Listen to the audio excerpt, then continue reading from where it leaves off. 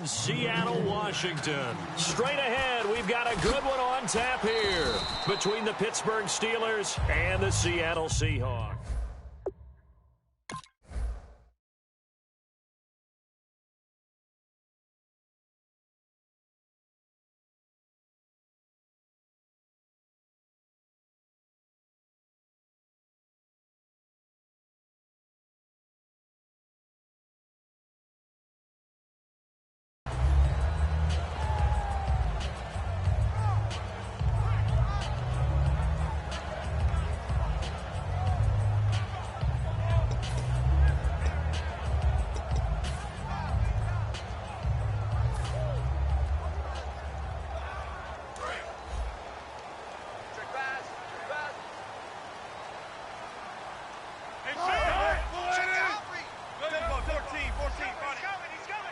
Looking to jam the receivers at the line here. Press coverage look defensively. They start on the ground with Rawls. And a nice gain there as he'll be taken down just shy of the 20. Give him 5 on the carry there, and it'll be second down. The starters for the Seahawks of Seattle on the offensive side. Charles, they could use a big game from Thomas Rawls. And they really loved what they got out of him last year because an undrafted player is not supposed to give you nearly 6 yards a carry in production, and that's exactly what he did. They need a big game out of him, and they expect it. Lockett the man in motion. They'll need to get the play off quickly. They'll send a receiver in motion left. They go again with Rawls. And he'll go down just shy of the 25 at the 24-yard line. At 5 yards on the play there, as the drive will continue. That's a good, nice, crisp run for a first down. I wonder if the defense might have been loosened up a little bit, maybe anticipating a pass instead of the run that they got. The wide receiver moving to a new spot. They'll bring a receiver in motion right. Time running out here on the play clock. They'll run it now out of the gun. And he'll get this one up to the 26. Give him a couple on the carry there. 2nd and 8. And the big meat on the D-line. We'll see how they do today. And I'd hate to be an offensive lineman having to deal with these guys. They come in hungry, mean, and confident. They think that no one can block them. Lock it in motion right. They'll run it now out of the gun. Shrugs the tackle. Nice. And he's able to take this one up to the 35-yard line. 9 yards on the pickup there, and it keeps the drive alive. A nice, strong run there for Rawls. His coaches back in high school in Flint, Michigan, you know what his nickname was? No, what was it? The Train. The man can break some tackles on occasion. Well, it makes sense when you watch runs like that.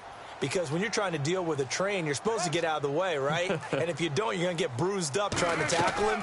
That's the type of runner he is. He can pop people as he goes by them. A loss of a full 3 yards, and now it's 2nd down.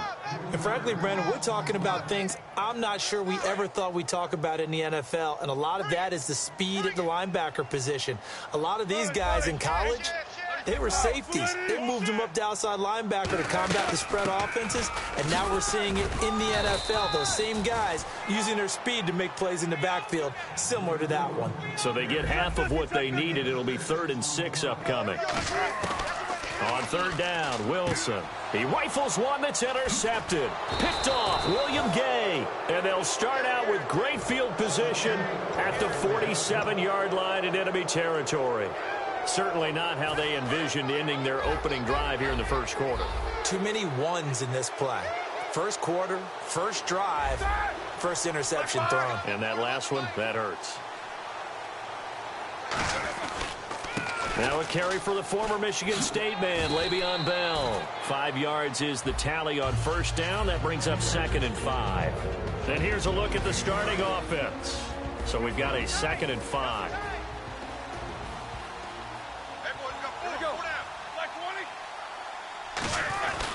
They'll go again with Bell. They find some open field here. 7 yards there, good enough to move the sticks. And a new set of downs here after picking up the first on the ground. And that's a nice pickup of a first down on that 2nd down run. And at that yardage gain, they can run that play on any down.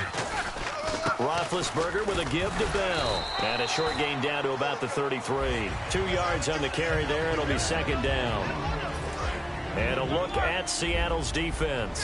When Bobby Wagner's career is said and done, people are going to look back and say he was an absolute steal in the NFL draft. A Pro Bowl player for any team. Man open left side is Brown. 4 yards on the completion, and it sets up a third down.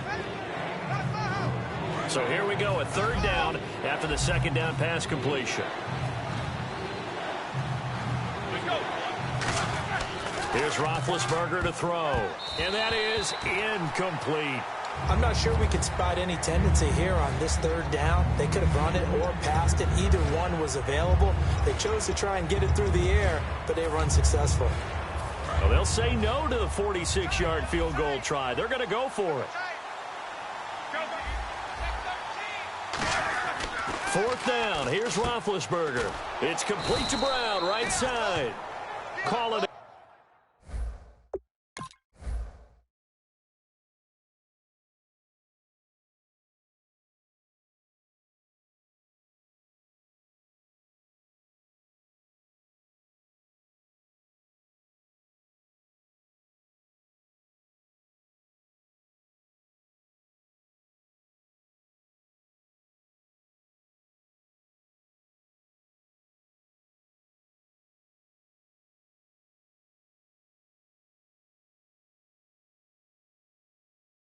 A gain of 5, and they're able to pick up the conversion here on fourth down. Back with Charles Davis, Brandon Gaudin. It's Steeler football to begin quarter number 2, and they've got it here with a first down.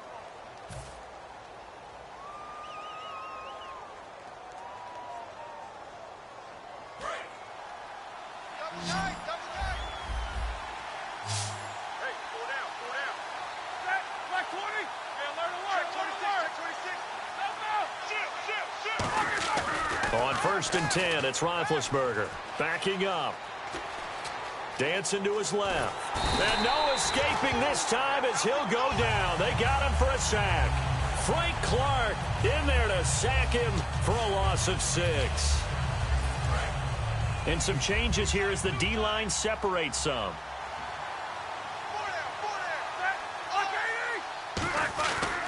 On second down, it's Bell. And nothing doing here as this time the run maybe gets him back to the line of scrimmage, but that's it. No gain on the play this time, and it'll be a 3rd and long situation coming up.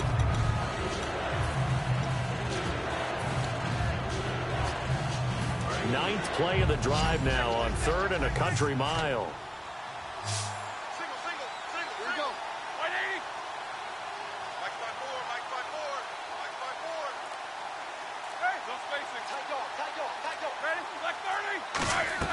Now Ben on 3rd and long.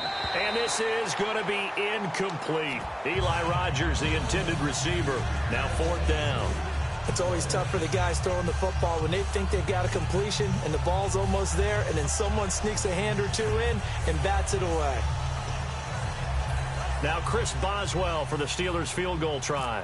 It'll come from the right hash. It's a 47-yard attempt. And Boswell's kick is good. And the Steelers will jump out to a 3-zip lead.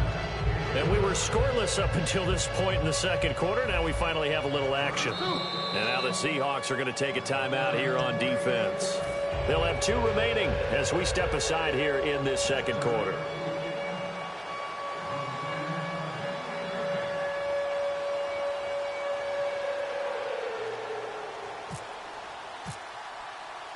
After the successful field goal try, here's Boswell to send it away. This is taken about 7 yards deep. And no thought to bring this one out. He'll just go down to a knee, and they'll take over at the 25. And the Seahawks get ready to trot out on the field.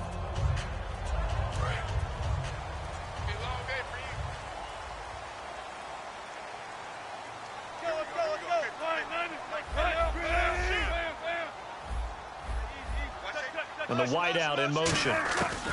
Try to shake off the interception. He'll look to throw. Let's look ahead for a quick minute. We don't have the schedules yet for next year, but what we do have are the 5 international games that will be played, 4 in London and then 1 again in Mexico, Jacksonville, Baltimore, Miami, New Orleans, Cleveland, Minnesota, Rams, and Arizona. Those in London, and then Mexico's going to get a great game. The Raiders and New England. Yeah, you're exactly right. And just think about the ones in London. Remember, they're splitting them between the 2 different stadiums in London, so they get a different flavor in all of these places. But Mexico, for the 2nd straight year, the Raiders are coming to town. That should be a whole lot of fun. Could be a ton of fun and a very good matchup. Complete. Richardson has it. And he's taken down, but not before he gets this into enemy territory across the 40. Quarterbacks love slant routes because the receivers are breaking right into their line of vision, and receivers love them as well because they're getting the ball on the move and able to catch it and try and get upfield and gain it. And no escaping this time as he'll go down. They got him for a sack. Stephon Tuitt in there to bring him down for a loss of 7. They'll put 2 receivers left, 2 to the right. Curse goes in motion right. Now Wilson on 2nd down. He's going to rifle one deep left side. Got a man. It's caught inside the 10. That one goes for 36 yards. Now that play will end up on the highlights, and you'll see it all over the place. But what you won't see, the offensive line that bought the extra time, that allowed for the big completion downfield. Those guys made. Wilson hit. It's loose. It's out. Fumble. And a big turnover there as his guys will get the football back. And the Steelers set to take the field. And they split the uprights last time for 3. They've got the lead. They're not going to play this conservative. They're not hoping for another field goal. They're hoping for a touchdown. I'm with you on that one. I like where your head is. I like the way you're thinking because you're exactly right. Trying to sit on a lead and play that way, that doesn't work too well for most teams. Run your offense. Run what you do best. Exactly. Put it all the way down and try to increase your lead in a big way. And the best way to do it, touchdowns. Brown, the lone receiver left. 2nd and 10. It's Roethlisberger once more. Surveying the field. Trying for Brown, and it's intercepted. Picked off by the all-pro free safety, Earl Thomas. And his guys are going to take over at the 31-yard line. As Seattle now ready to march out of the field. And they'll be looking to atone for last time's mistake of fumbling inside the red zone. Certainly they don't want to do that again. And so much emphasis placed on red zone offense. I mean, you have periods devoted in practice just for that because everyone knows how vital it is to put points on the board when you've entered that part of the field. And to come away with nothing, that's difficult for a team to handle. And difficult, and now we'll see if they can make it less difficult on themselves on this drive. On 1st and 10, it's Wilson. And he will score. Touchdown, Seattle. Doug Baldwin, a 14-yard touchdown. And the Seahawks have taken the lead. I think if you polled defensive backs, they would say the corner route, take that out, make it illegal, because that is so hard to recognize and so hard to adjust because your first move is to not get beat in the middle of the field. And that's how they move you first before they break off to the corner. But then as the wide receiver, great job. It's tough to turn those upfield and go, but he did a great job with it there. Really good balance, really good body control. And how about the end result? A touchdown. And Pittsburgh getting set to take the field.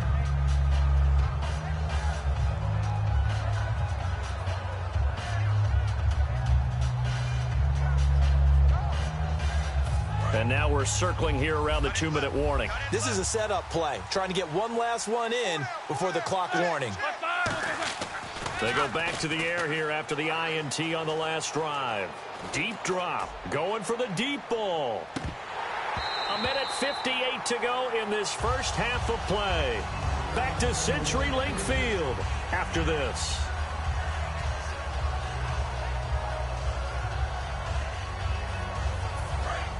The defensive line disperses a little bit here, maybe expecting a pass.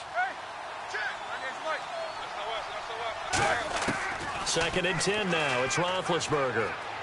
He's going to take another shot here. And he's unable to grab it. Thought he might have had position, couldn't hold on. Third down.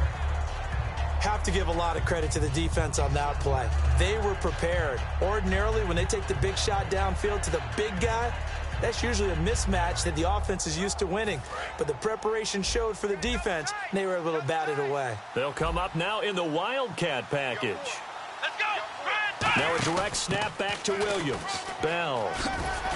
And not a whole lot doing there, so he'll get it up to about the 28-yard line. It's a gain of just 3, and the offense likely going to yield to the punting unit here on 4th down.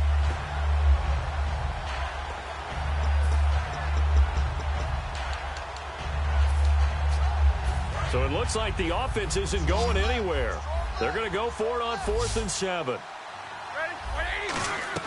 They'll indeed go for it with Roethlisberger. Out left side here to Bryant. And he's able to get the first before he's taken down at the 36. And the offense moving quickly to the line.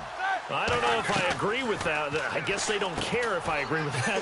But, boy, you have to be surprised by that, right? I definitely was surprised that they decided to go for it in this situation. But they must have either felt like they either had a great play call on or they're trying to show extreme confidence. So here we go, 1st and 10 now.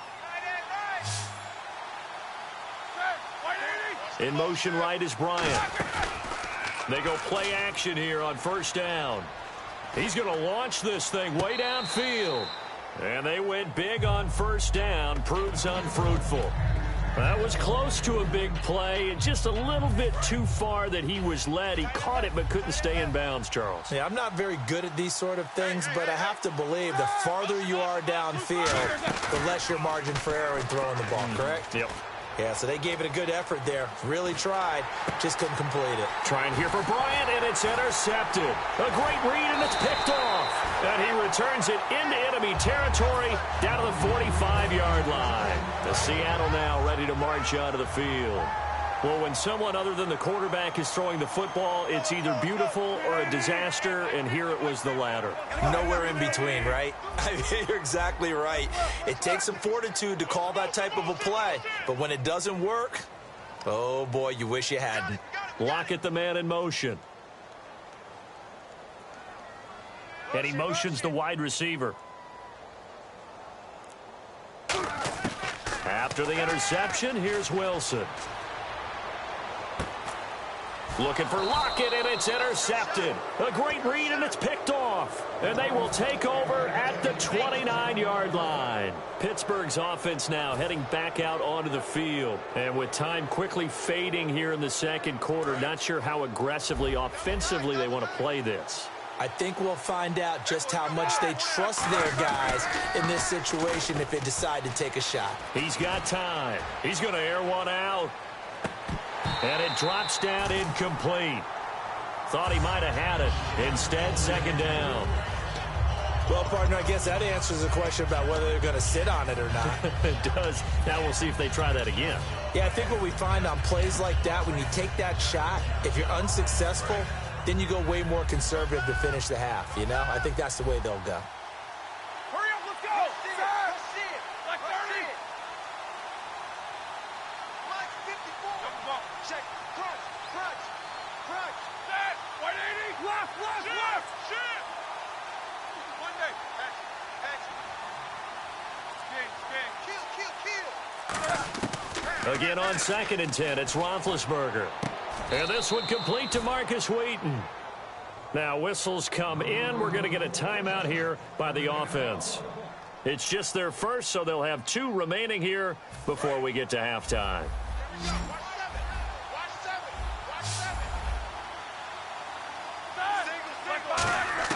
They'll throw on 1st down with Roethlisberger. Flushed out right. Over the middle here to Brown. And he'll get this one down near the 20-yard line. Now hold everything here. We're going to get a timeout by the offense. So that means they're down to 1 remaining here as we head toward halftime. And on the outside, they're playing press coverage. Now Roethlisberger on 1st down. And Big Ben intercepted a 3rd time. A great read, and it's picked off. And his guys have got it back at the closing stages of the 1st half. The Seahawks offense now, they get set to go back to work. And you got to think, if this is anything other than just taking a knee, I'd be very surprised. Now, hang on here. Timeout called by the defense. And with halftime on the horizon, they'll be out of timeouts from here forward. And they line up now for what will likely be the last play of the first half. 14. They'll run it now out of the gun. And not too much going there as he'll get it up to the 23-yard line. All right, hang on. We'll jump over halftime. And we welcome you back now. Alongside Charles Davis, I'm Brandon Gaudin, getting set for quarter number 3 here. And that'll carry over the back line of the end zone for a touchback. The Steeler offense now with a football first here to begin the third quarter. They're close game, but they're going to need to do a little bit better probably here in half 2, no? I would agree with that totally. I would guess it in the locker room. They talked about cleaning up some of the errors, but overall, I think they wanted to be positive with them. Guys, we're right there. Just not playing as well as we need to. Let's pick it up, and we still have a chance to win this game. Yeah, they do. We'll see if they can pick it up. Again, it's Bell. Nowhere to go that time. Might have gotten a yard up to the 25. The tackle made by K.J. Wright. So a ways to go here on 3rd and 10. Tough day. Tough sledding right there, and it's been that way the entire game. Not a whole lot of room to ramble for him. Yeah, you're right. It's been that way all afternoon. Didn't get a whole lot better there. Just a 1-yard gain on the play, and that'll mean a call to the punt team as it's 4th down.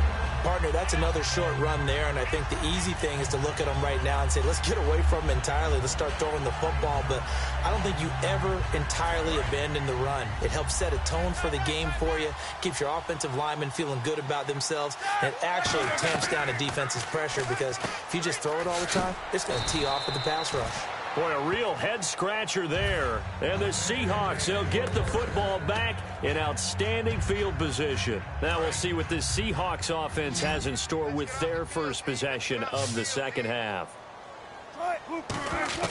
Throwing now, Wilson on 1st down. It's caught, Lockett, and taking it to the 15-yard line before he's brought down. They'll get 16 yards there, and it's good enough for a Seattle first.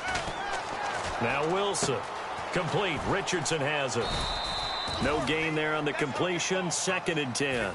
A defense loves to hang their hat on that, don't they? You get a guy that catches the ball, but you stop him for no gain. Without a doubt, because they're also used to trying to catch people after the catch, and they miss. And that turns into what? A huge play. We've seen it so many times. In this case, though, catch was made, put down right on the spot. And he's got his man in stride, complete. The reception good for 7. It's 3rd down. And it looks like we've got a dime set here defensively. 6 DBs in the game. Wilson now to throw on 3rd down. And that is incomplete. A pretty good coverage there, and both of these defenses, they've had good coverage throughout this one. No doubt about it, and in today's NFL, where we're used to a bit more scoring, this feels almost like a well-pitched game in baseball on both sides where the tension continues to build. Who's going to make the big play?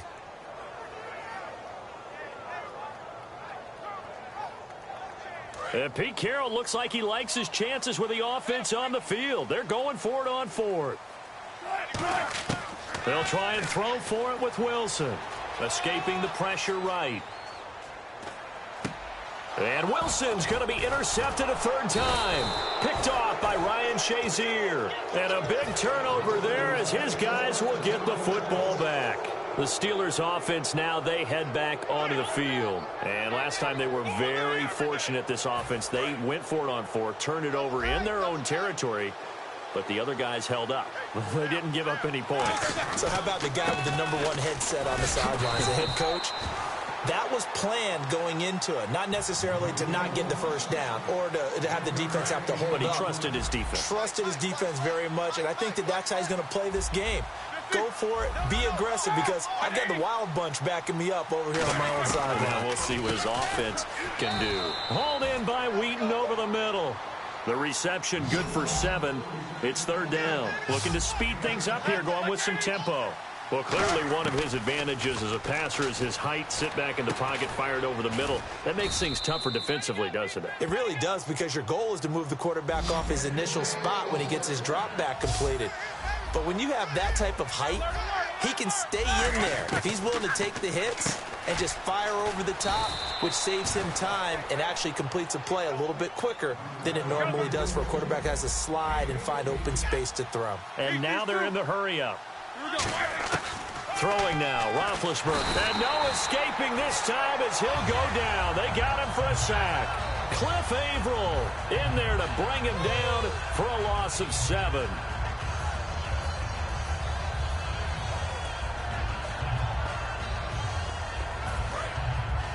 So the D-line's going to spread out.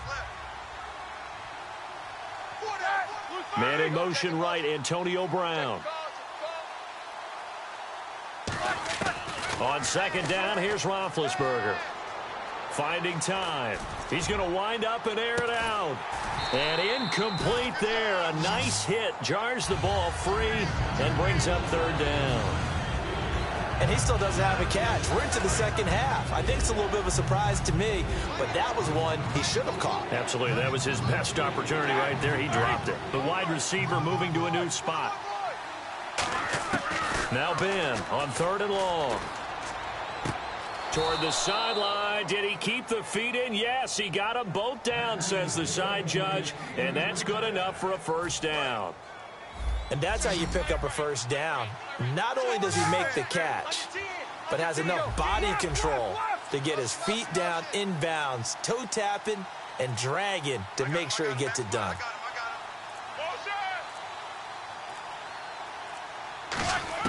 On first down, it's Roethlisberger. He's going to look deep down the field. And he's in. Touchdown, Steelers. Antonio Brown, 50 yards. And the Steelers are going to retake the lead. And Charles, correct me if I'm wrong, I think they just went 4 verts there against cover 2, didn't they? They did, and it's really an excellent route versus cover 2, because the longer it develops, the more stress is put on the safeties, because they're the ones back, each with half the field responsibilities. The corners don't retreat very far in cover 2. They're closer to the line of scrimmage. So now you've got 4 receivers putting pressure on 2 guys covering. Usually you'll find someone open, and that's exactly what they did there. Made the catch and carried it all the way into the end zone.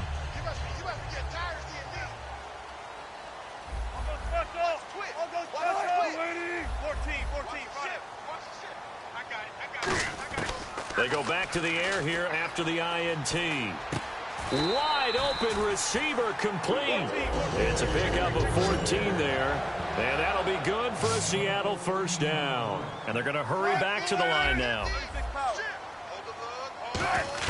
On first down, Wilson. He's got time in the pocket. He's going to find his running back. It's complete. And he's taken down, but not before he gets this into enemy territory across the 40. Back now in Seattle, Washington.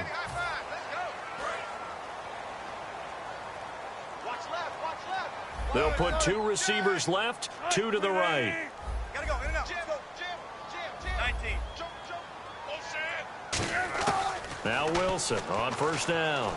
Surveying the field. Pressure comes, and Wilson's going to go down. Stephon Tuitt in there to bring him down for a loss of 7.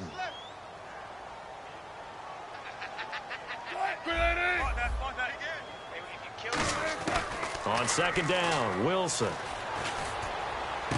Got a man, and he hits him in stride. And he gets this one all the way down inside the 15. That partner, a nice little connection there on the corner route. The receiver set it up perfectly, worked his way inside, and then broke it back to the outside for the completion. And now it looks like they're going to be in the hurry-up. Now it's Wilson. And no escaping this time as he'll go down. They got him for a sack. James Harrison in there to pick up his 2nd sack now of the afternoon. On second down, here's Wilson.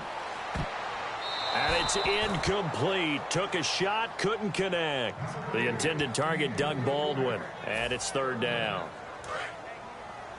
22. And with a 3rd and 14, we have 6 defensive backs out there now defensively. They'll bring a receiver in motion left.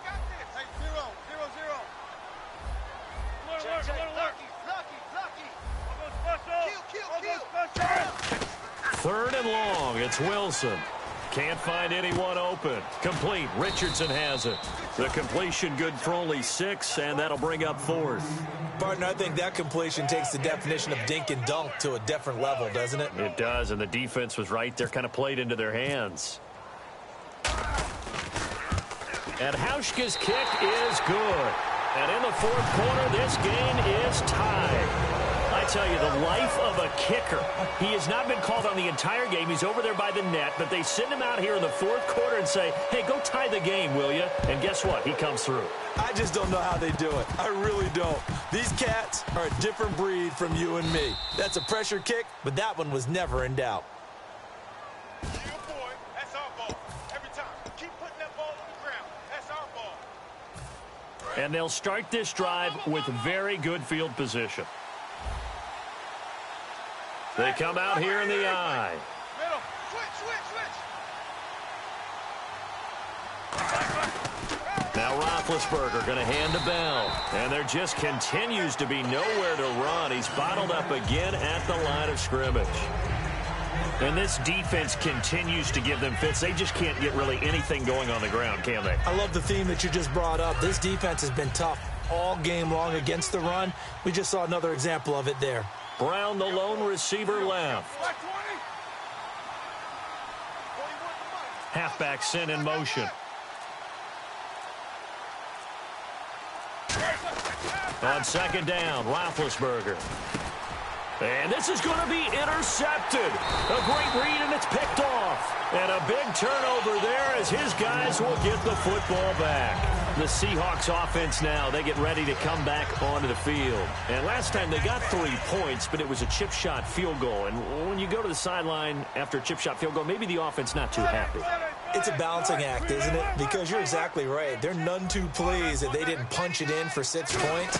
But they also have to remember they did put points on the board. 3 points is 3 points. And in this league, you take points when you can get them. Not easily done. And he'll go down just shy of the 25 at the 24-yard line. And they're going to speed things up here.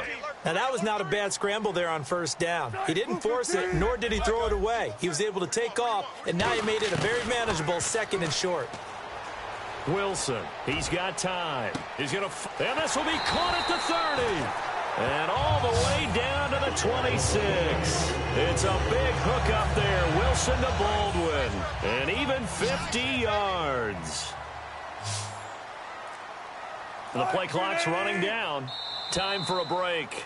We'll come back and see how it all shakes out after this. So the offense has it 1st and 10. They'll put 2 receivers left, 2 to the right.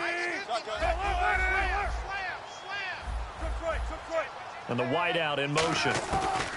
On 1st and 10, it's Wilson.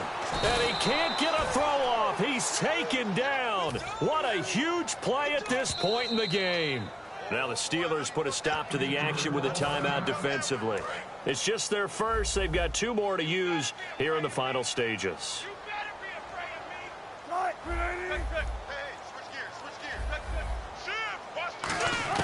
Wilson to throw. Looking left side, it's complete. He's got it. They'll wind up getting 10 back there as it'll leave them with a 3rd and 5. So 3rd and medium here, 3rd and 5. That was a nicely run slant route, and what the receiver's trying to do is make the defender think he's going upfield for a deeper route and then breaks it off, usually after about 3 to 4 steps, and cuts towards the middle of the field. And now what he's trying to do is use his body to keep the defender away from the football and give the quarterback a really nice target. Well, they've had a great, impressive drive going here, and that pickup ensures the drive continues. And not only do you continue the drive, which is demoralizing for the guys up. And the Steelers signal for another timeout. That'll leave them with just 1 remaining in this 4th quarter of play. That's a good play by the guys on the defensive side of the ball. Held them to a gain of 2. And that changes the playbook a little bit now for the guy calling plays. 2nd and 8. Now he's got to probably think about going to the air instead of maybe staying with the ground game.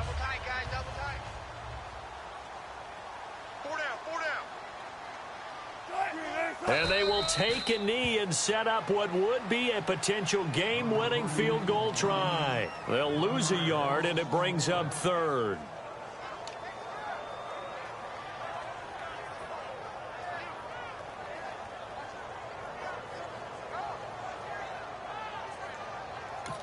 Now whistles come in. We're going to get a timeout here by the offense. And as the two teams talk it over on their respective sidelines, we take a break.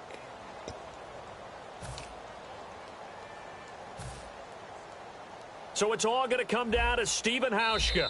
And play is stopped here. Timeout. It's the defense calling the timeout here. It'll be their third and final timeout, so as they talk things over, we'll step aside. So it's all going to come down to Stephen Hauschka.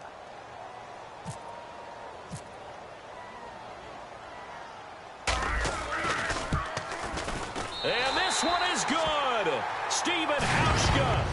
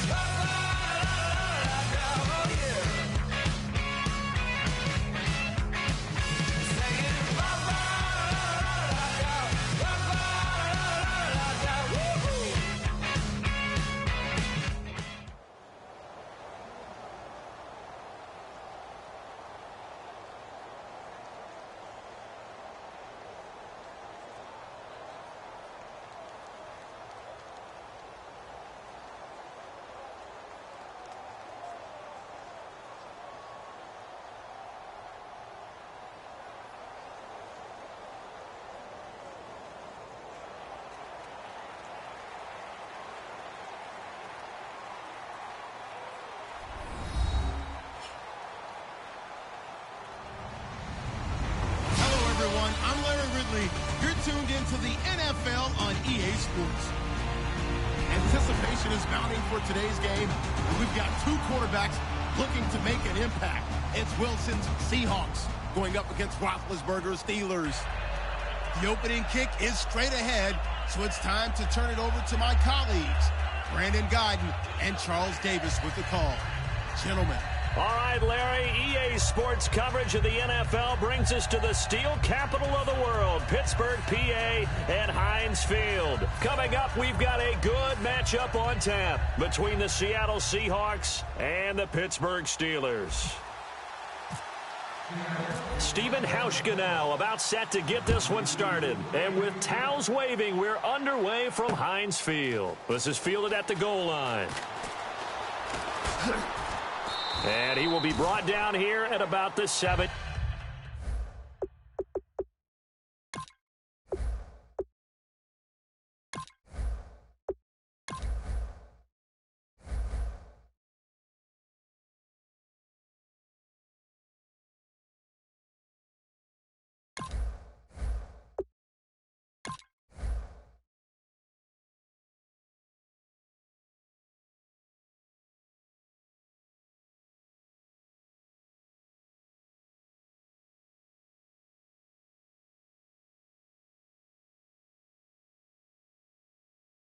Yard line.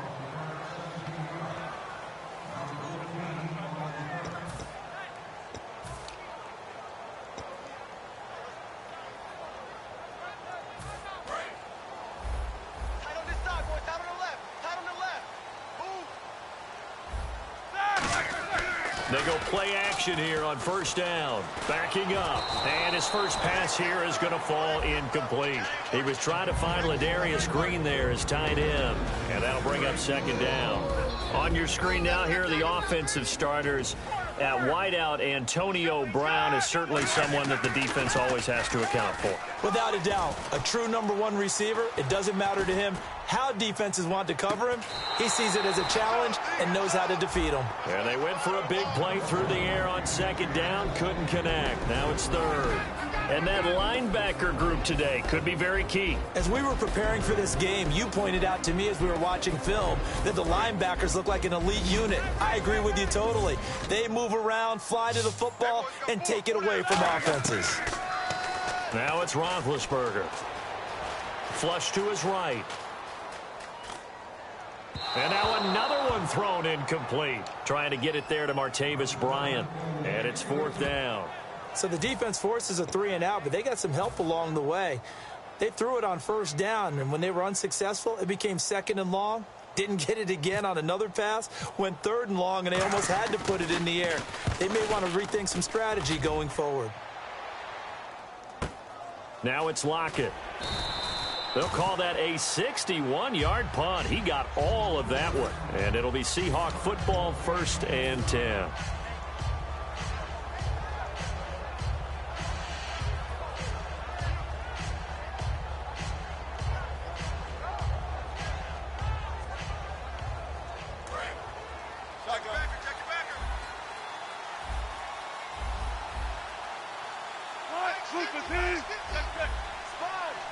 In motion left, Curse.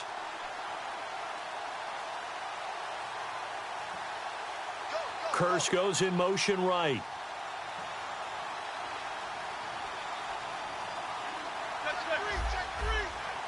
They'll come out in the pistol.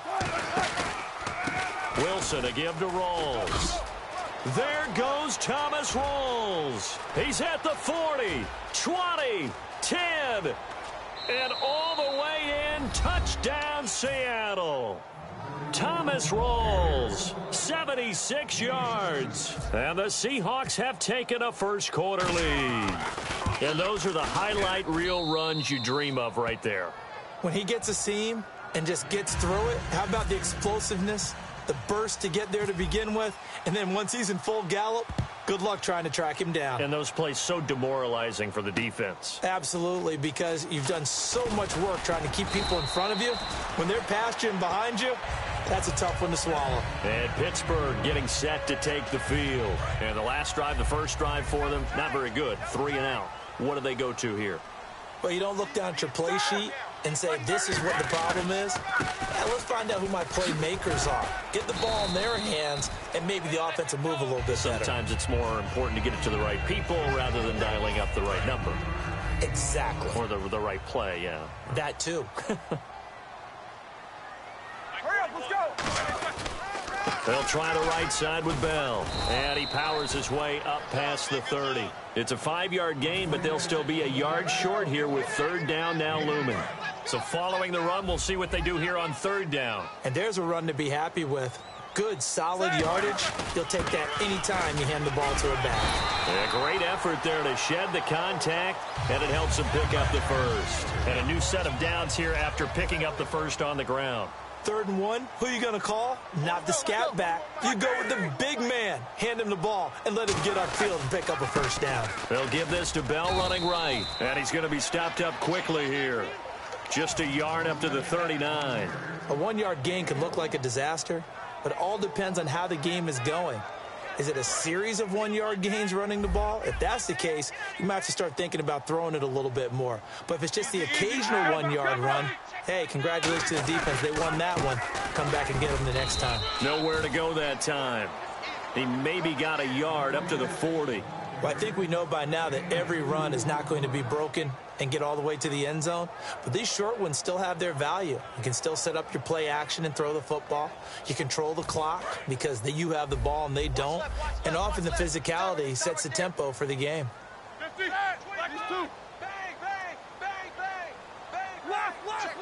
22. In motion left comes Brown. On third down, Roethlisberger. And he's got Rodgers. And he's got the first down before being taken down at the 46. They give him 14 yards that time and a fresh set of downs. Simple slant route and part of a really nice hard throw by the quarterback. Nice timing between the quarterback and the receiver. They were perfectly in sync, and he put it right on him on the inside route. A give to Bell. And an alley to run. The 20. And into the end zone. Touchdown, Pittsburgh.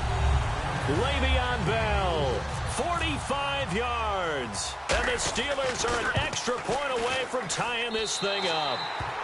And he's able to put it through. Boy, tie game, first quarter, but still they're going to go with the onside kick. And now the Seahawks are going to take a timeout here on defense. They'll have 2 remaining as we step aside here in this first quarter.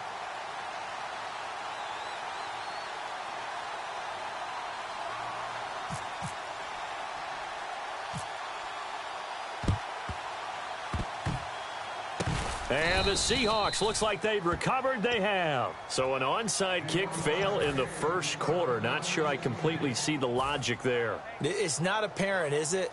You almost have to go deeper, I think, and maybe if we try and work along with them and speculate a little bit here, they must feel like they need to steal possessions in this game, and maybe they don't match up possession for possession with the opposite team. They've got to steal it and try and gain an advantage, and they tried. They just didn't get it done. They'll throw on first down with Wilson. He's going to rifle one deep left side. End zone caught. Touchdown, Seattle. Luke Wilson, 47 yards. And the Seahawks have taken the lead. Boy, that route is really tough to cover because if they're running it correctly, you think it's really going to be a slant. Yeah, well, we talk all the time about how it's tough to execute offensively, but you're saying, don't forget, it's tough to cover for the defense, too. Yeah, the number one thing that you're taught is to not get caught inside or get beat inside. So you guard that a little bit more. So that gives you a little bit more space to operate outside if you start your move initially inside if you're a receiver. And now out come the Steelers. And they're going to need another score. Got one last time, but still down here. When you're playing catch-up, every possession becomes crucial, doesn't it? It's vital. Get back out on the field, punch it in the end zone again. They know it's not easy, but what they do have going for them, they did score the last time. They think they've got a good formula working. And what about the defense? Well, now you're just saying to yourself, okay, we gave up a score last time. What adjustments do we need to make to slow them down now and get the ball back for our own offense? Is it more pressure? Is it more zone? What do they have to do? They're trying to figure that out themselves. We'll see if they can figure that out right here. We are watching a runner having a really nice game. Carrying it very well. Vision is excellent, but boy, look at the help he's getting. Offensive line, I think they're pretty eager to block for him. They'll run it for the first time with Williams. He got maybe a half yard at most, but officially they'll be left with a 3rd and 2. And he got off the end there very quickly to make that play. Yeah, it was almost like the bullet train, wasn't it? I mean, just zoom. Quick, quick, quick. And what a terrific play, holding them to no gain. They get 5 out of that one, and it moves the chains. I don't know about you, but that almost felt like old-time football there. 3rd and 2 is not necessarily just a running down anymore. A lot of times they want to throw the ball. They went back to the roots and powered forward and got the first down. Back with Charles Davis, Brandon Gaudin. It's Steeler football to begin quarter number 2. They've got a 2nd and 9 to start things out.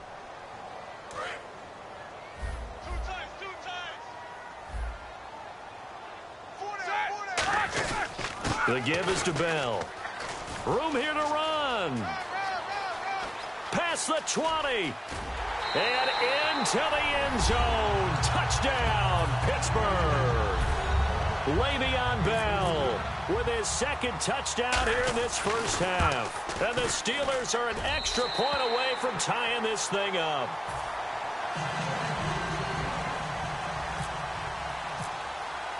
So a tie ball game here as the kick's away.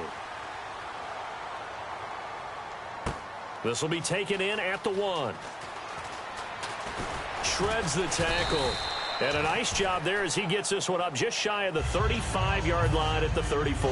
And out now come the Seahawks. And they'll just simply be looking to build off the confidence of the last time out where they scored a touchdown. That confidence is powerful, isn't it? When you've scored once, you feel like you can go back out there and get it done again. Doesn't matter what the defense throws at them. They feel like they're in a groove right now, and they want to get out there and show it. Yeah, hoping to stay in that groove here this go-around.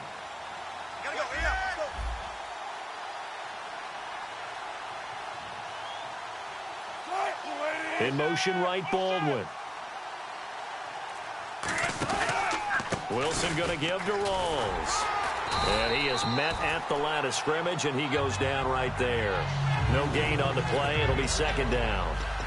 So nothing there, but maybe you blame that on the blocking. Yeah, at some point, you've got to win at the point of attack. And on that play, that was all the defense. They made it happen. They'll put 2 receivers left, 2 to the right.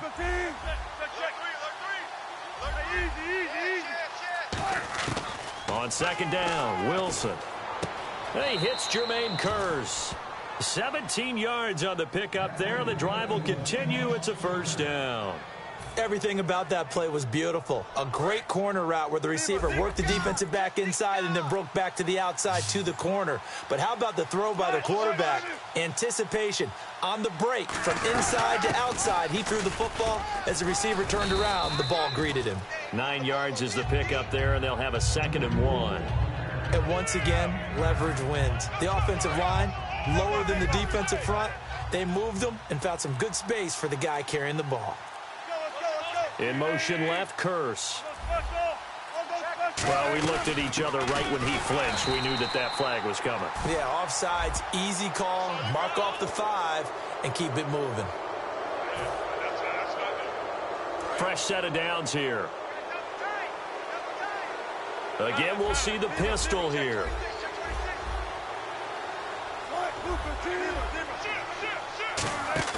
Now a play fake here on first down. And this is caught. It's Jimmy Graham. You know, Charles, for Graham, so much concern early in the season about whether he'd be ready to play this year, what would happen recovering from the tendon. Not only was he ready, he played every game this season for Seattle. And it wasn't just the injury concern with Jimmy Graham. It's how Seattle runs their offense. Remember, when he was in New Orleans, he could expect a ton of passes to come his way. But in Seattle, that number was going to be reduced. Would he be able to maximize what they were going to throw in his direction? And he certainly did this year, 65 catches. 65 catches, just shy of 1,000 yards, 6 touchdowns, too. Play clock winding down. Now it's Wilson being chased out left. This will be caught just inside the 10. And eventually brought down, but it's near the 5 at the 6. And here comes play number 6 on this drive. Baldwin goes in motion right. They'll run it now out of the gun. And he's across the chalk into the end zone. Touchdown, Seahawks. Thomas Rawls with his 2nd touchdown here in this first half. And the Seahawks are going to take the lead.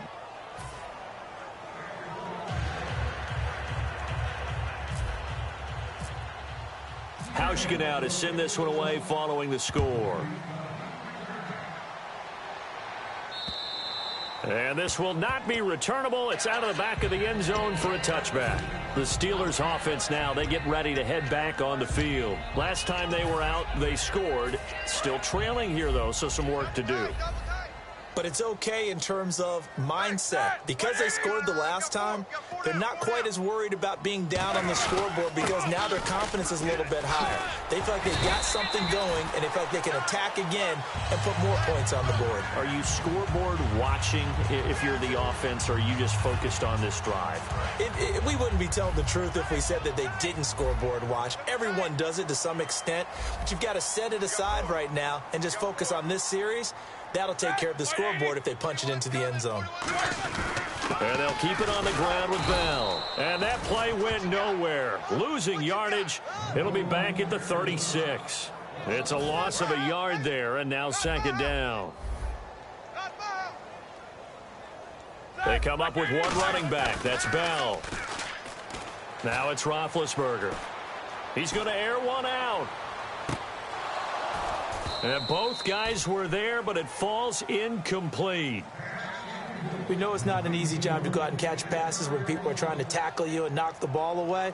But the bottom line is, that's a pass he's got to have and a pass he should have caught. Will the defense dial up the pressure? Let's see. 3rd and 11.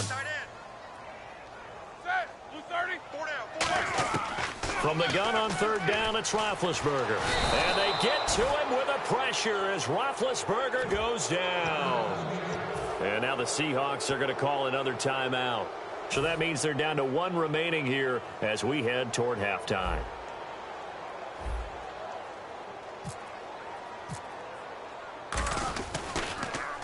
He gets this one away, and boy, it's another boomer. Muscles him off. Stays on his feet. That'll wind up being a 50-yard punt, though they do get 10 back on the return. And the offense will come back onto the field for the 1st and 10.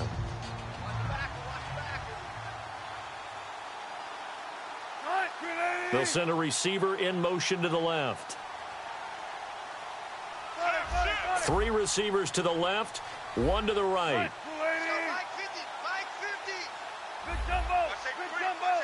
They'll put 2 receivers left, 2 to the right. And he motions the wide receiver. Throwing now, Wilson on 1st down. Finding time. He couldn't quite hold it. Got hit. Ball pops out, incomplete. CD, wanted to get your thoughts just on the landscape of the offseason for each of these teams. Super Bowl in the rearview mirror, but so much going on. People look at the draft a lot. But there's a lot more that goes into the offseason for these front offices, is there not? It certainly is, and then even before we get to the draft, you start with the combine, that's held in Indianapolis every year, and you have about 350 of the top prospects coming together to get their physicals and interviews and on-field performance, and all that will get evaluated along with their game tape.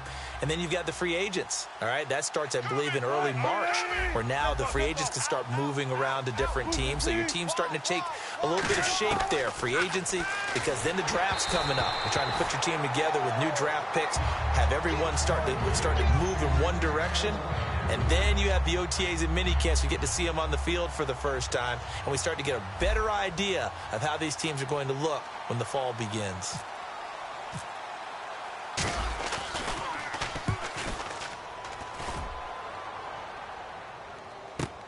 With it is Brown. And when it's said and done, it's a 58-yard punt. And the Steelers are going to take over 1st and 10 deep in their own territory. And Pittsburgh getting set to take the field. And the ball backed way up. So thinking with this amount of time on the clock, probably just sit on it, and we'll see these two teams go to the lockers. Yeah, I don't think you want to overthink it in this situation. Either side of the ball. Just go ahead and finish up the half and get on out and talk about it. Over the middle, it's caught by Rodgers. Now hold everything here. We're going to get a timeout by the offense. It's just their first, so they'll have 2 remaining here before we get to halftime.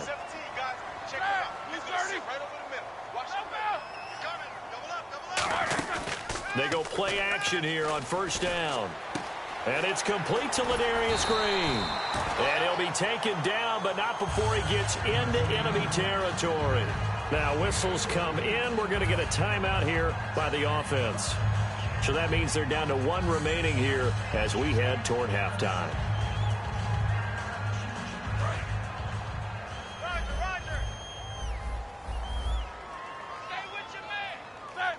Switch. 54. Easy. Check 37. Side. Blue 30. These 2. Kill. A fake to Bell. Now it's Roethlisberger. He'll buy some time right. Now on the run. He'll throw it across his body, and it's intercepted. Picked off by the all-pro free safety, Earl Thomas. And his guys have got it back at the closing stages of the first half. And Seattle now ready to march out of the field. And from this spot in the field with the clock where it's at, you think we're just going to see a knee and that's it? And I think in this situation, that's the proper play. But we do know there's some risk takers out there that may want to take one more shot before the clock runs out.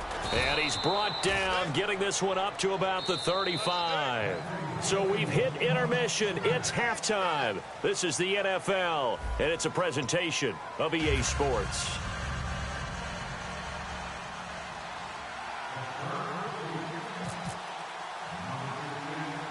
So both teams have their marching orders, and we'll get going again here in quarter number 3.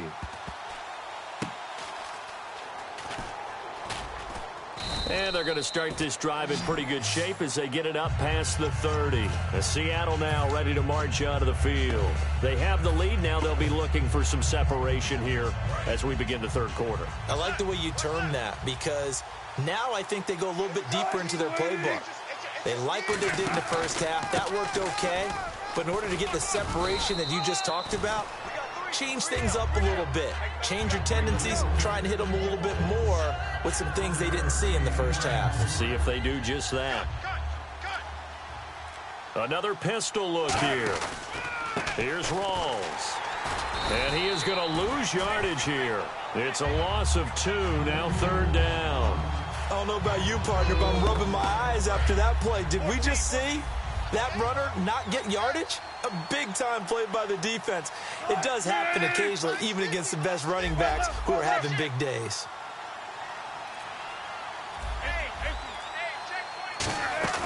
Play action. It's Wilson. They're able to locate Wilson.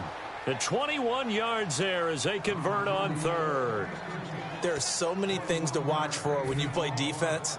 And reading your keys, you always hear about that, and having your eyes in the right place. Sometimes your eyes can fool you. How about that play action there?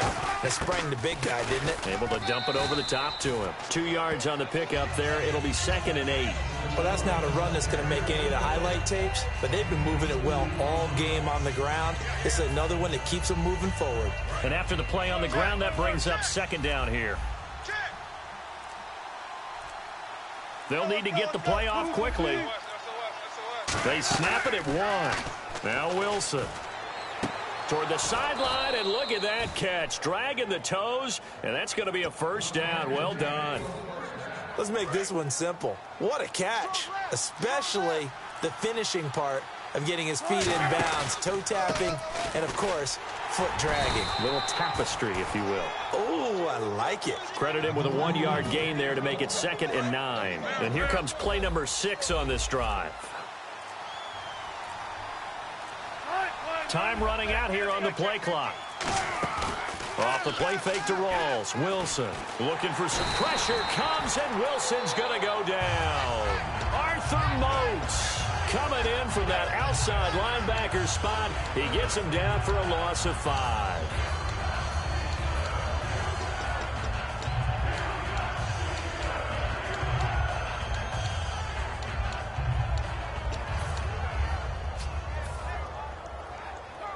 Seventh play of this drive coming up, but a long way to go on third down.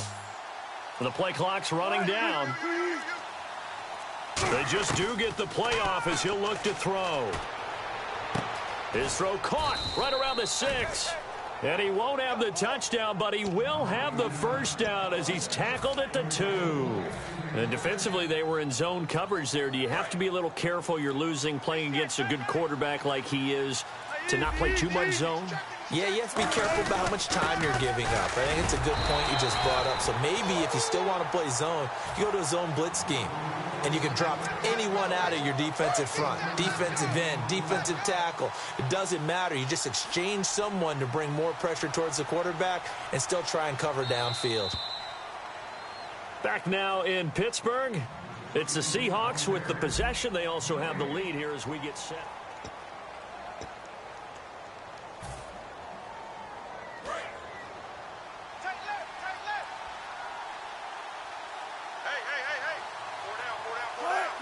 Now receiver in motion left. Another run, but this time it's Rawls. And he will take this one in for the Seattle touchdown. Thomas Rawls taking it in. And the Seahawks find a way to stretch their lead. He's got it as they double up the lead. This one's now 28-14. Hauschka now to send this one away following the score. And they will not get a chance to return this one as it's through the end zone for a touchback. Out comes the Steeler offense now, ready to see what they can do here. And in enemy territory last time through the interception, we'll see what they do on this drive. Can't wait to see how it alters what they decide to do in play calling. Do they continue to throw the ball? Do they want to lean more on the running game? It'll be an interesting sequence of plays that they've got coming up. Does it often affect the play calling? That's caught inside the 20. A big play that time for Pittsburgh. 58 yards. The last drive he threw the pick, but he's not shy. He's going downfield again there. And you can't be, because if you back off after throwing an interception, your whole game plan just goes right out the window, and it makes things easier for a defense. And you and I both know there's a quarterback in this league that's any good that doesn't throw an interception occasionally, and they usually bounce back in a big way. I've seen guys throw 5 and still find a way to win the game in the end. These two. Shift. That. Black 20. Focus. Hatch. Second and 10 now. It's Roethlisberger. A battle for it, and it's intercepted. It's the Pro Bowl cornerback, Richard Sherman. The Seattle offense now set to come back out on the field. And they were able to punch it in the end zone last time. They'll be looking to do that again here for the defense. Obviously, they'll be looking to stop them from punching it back in the end zone. It always is punch-counter-punch, isn't it? And which team has the advantage? Well, let's just go back. Last time on offense, they rolled downfield, got into a good rhythm. You can see a little more bounce in and out of the huddle. You can see the sideline really get into the game.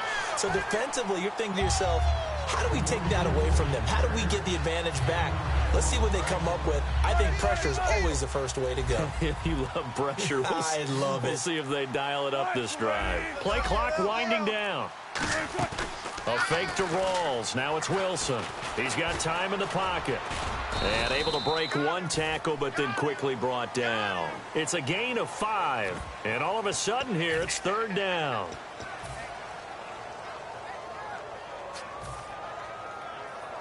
And the offense in that middle ground here on third down. 5 yards to go.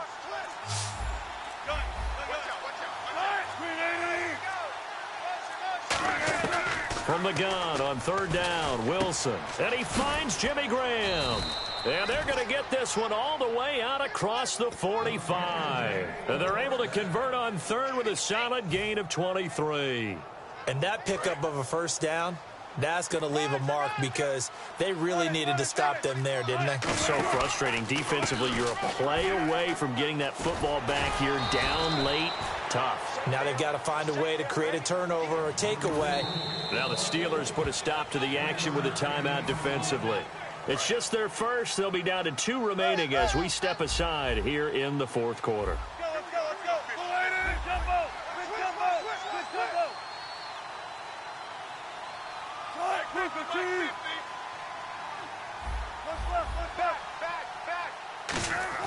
On second down, here's Wilson. Pressure comes, and Wilson's going to go down. Arthur Moats from his outside linebacker spot. He comes up to drop him for a loss of 10. And the Steelers signal for another timeout. That's going to be their second. They'll be left with one more plus the 2-minute warning, and we'll be back. So it's third and long, and defensively not a real surprise. They're in the dime. Third and long, it's Wilson. And he couldn't hang on to it through the contact. Incomplete. Whenever I see a drop like that, I have to kind of take a step back and check myself a little bit. So used to seeing those big guys make big-time spectacular plays that when they drop one, I have to remind myself, we ask a lot out of these guys. Block and catch the football, not easily done in today's NFL.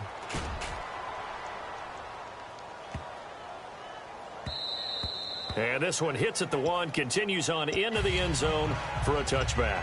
Now the Steelers offense gets ready to get back onto the field. And the interception thrown in the red zone last time. We'll see if they can rebound. I just have to think the last thing he said as they went back out there was, don't do that again. What do you think? What do you think? Yeah, I think that. I think that not only did he say that, but he also told him, let's put it in the end zone that it's supposed to be in, all right? He's got it at the 15. A big play that time for Pittsburgh. 65 yards. And there's another one of those incredible highlight reel catches. One-handed, deep downfield, another big completion. I know this, partner. As a defender, I don't know how you avoid watching what they do. It's everywhere. All the highlight shows, watching it on Madden. try not to get intimidated before you go out and have to play against these guys and try and stop them. And this is caught now for a late touchdown. So hold everything here. This one's not over yet. And they put it in the end zone, which was job one. Now they have to convert, and then it's decision time, isn't it? Yeah, this is what all teams go through. You look at the clock, you're inside 2 minutes, look at your timeouts, make that onside kick decision. Yeah, how do you feel about your defense, where you are in terms of the scoreboard, and the time left on the clock, as you noted? So many things to go through. And the Seahawks, looks like they've recovered. They have. And they just about had to get that recovery to have any chance. They only have one timeout. You look at the clock, and let's do the math here, Charles. This one's pretty much over. Yeah, we do have a chart here, don't we, that tells us about the timeouts. You do. I'm not as smart as you. And in looking at it, you're exactly right. Chart's not going to help them here at all. They're pretty much done at this stage. They had to have that recovery. Rawls, the lone man in the backfield. Block it in motion right. Now they'll run it on the toss. It'll go as a gain of 10 there. And it's good enough for a Seattle first. I know anytime you watch a team run the ball really well, there's some pinball effect, people bouncing off of each other. There's also some things of beauty in there. And you see these nice, explosive, strong runs. And this guy, he knows how to carry the football really well and continually wants the football. Why? He knows his offensive line's going to give him great effort, and he gives great effort himself to finish off runs. And it pops free. The collision there jarred the ball loose and brings up second down. And he's certainly not a guy that drops that football very often. Indeed, because that's a bit of a surprise. I know he's in the middle of some traffic and people, bodies all around him, but he usually has the focus. And look at this. They get the turnover they needed. It's intercepted. Picked off by the veteran James Harrison. And the return here will go to the 31-yard line. And Pittsburgh getting set to take the field. And they will simply, Charles, be looking to duplicate what they did last drive when they were able to push it in for 6. And they hope it'll be that easy, right? To be able to take exactly what happened before, replicate it. They may have to make a few additional changes along the way because I'm sure the defense will make some adjustments, but they've got to have great confidence having scored the last time out. Under 10.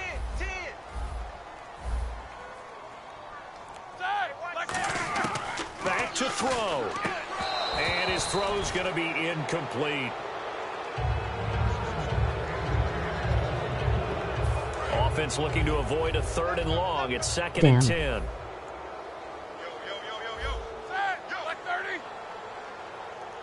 Green, the tight end, in motion. Back to throw. And caught right side. Green. 8 yards on the completion, but now they face 3rd down. It didn't check off every box, but the most important one. Got the clock stopped, getting out of bounds. They may be a little short of the 1st down, but I thought that was the key. And they'll send the tight end in motion. He'll look to throw. And this is going to be incomplete. Really good, smart play by the defense, understanding 3rd and short, guarding the 1st down sticks, and being able to make a play on the football and bat it down. Down 7, and they've got to go for it here on 4th down. Green, the tight end, in motion.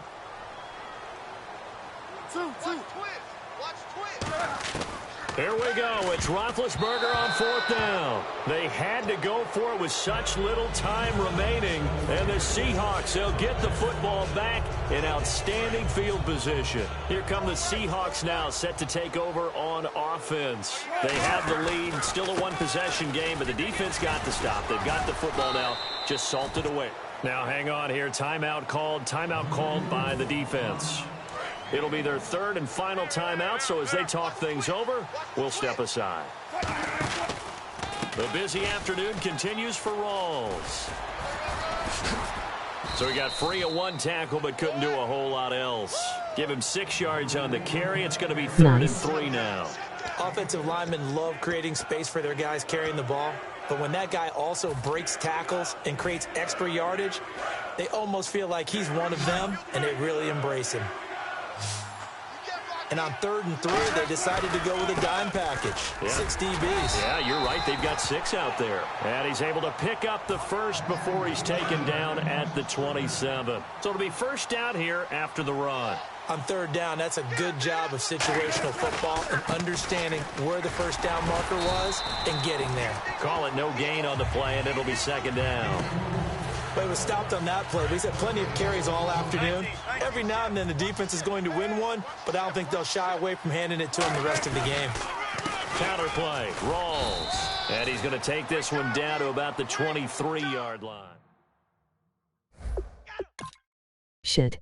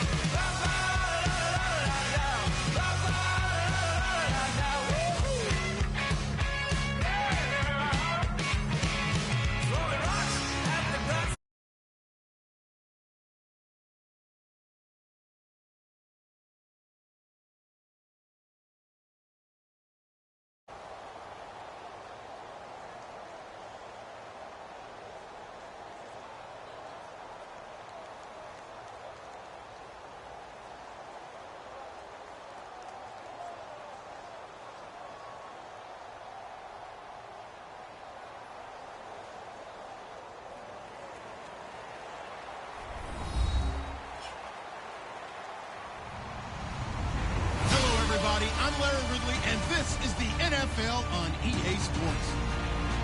2 teams will need their quarterbacks to step up and lead their offenses on the gridiron today. It's Wilson's Seahawks going up against Breeze's Saints. With that, let's get you out to the Bayou. We're standing by as our commentary team of Brandon Guyton and Charles Davis. From a city that's played host to 10 Super Bowls, here's a look inside the Mercedes-Benz Superdome in New Orleans. Today, we've got a good NFC matchup on tap between the Seattle Seahawks and the New Orleans Saints.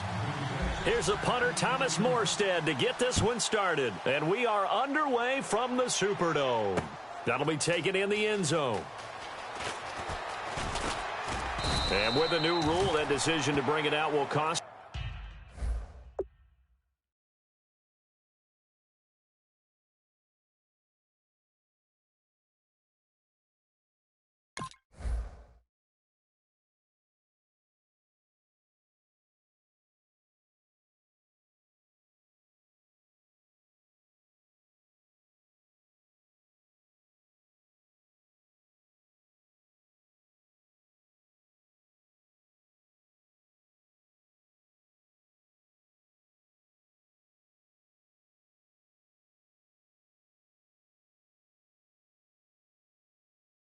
Him about 5 yards as he only gets to the 20.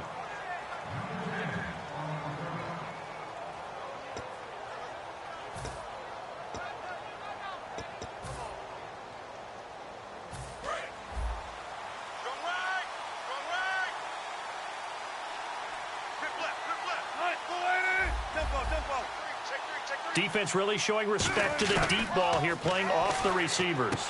And the catch is made here by Tyler Lockett.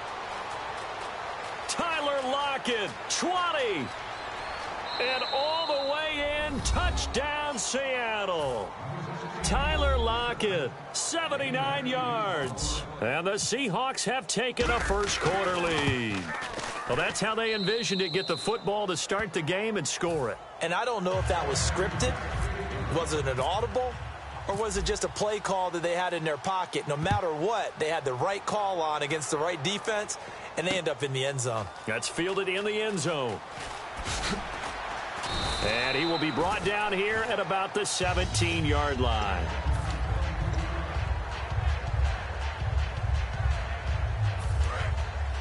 And some changes here as the D-line separates some. And the former Heisman winner, this is Mark Ingram. And he's taken down, but not before he gets this across the 25-yard line. For Ingram, he topped the 1,000-yard mark this year for the first time in his 6-year career. Didn't he just come out of Alabama last year? That's what it feels like, right? I mean, hard to believe 6 seasons he's had. Won a Heisman Trophy there, finally over 1,000 yards as a pro, and he increased his number of long runs, becoming a much better ball carrier into the secondary. Breeze now to throw. Oh, a ball batted in the air, and now it's intercepted. A great read, and it's picked off. And they'll take over inside the 45 at the 44-yard line. Seattle now ready to march onto the field. And following that long touchdown pass, a one-play drive last time, see if the defense, you know they're ready. They don't want that to happen again. And you would have thought they would have been ready the last time. That's what you work on all the time. Make sure that no one gets behind you. That's the cardinal sin of defense, not giving up the long pass. They did. Let's see how they adjust. Here's the offense. Certainly some threats on this offense, and one of them that they target is Doug Baldwin. Not only does he do a nice job catching the ball downfield, he's also a tremendous blocker that helps unleash the running game. They'll bring a receiver in motion left. First carry for Thomas Rawls. And this one goes nowhere. Losing yardage on the play back at the 46. And they'll lose a yard that time, and that's going to lead to a third down.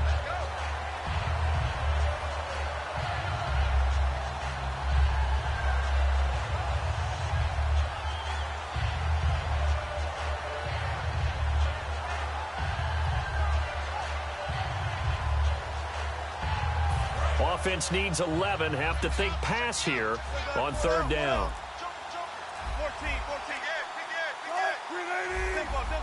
They'll need to get the play off quickly. On third down, Wilson. He'll dump it off to Procise. And he goes down, but not before getting this inside the 25. And I know you can't really see it, but that play spells frustration with a capital F for the guys on defense.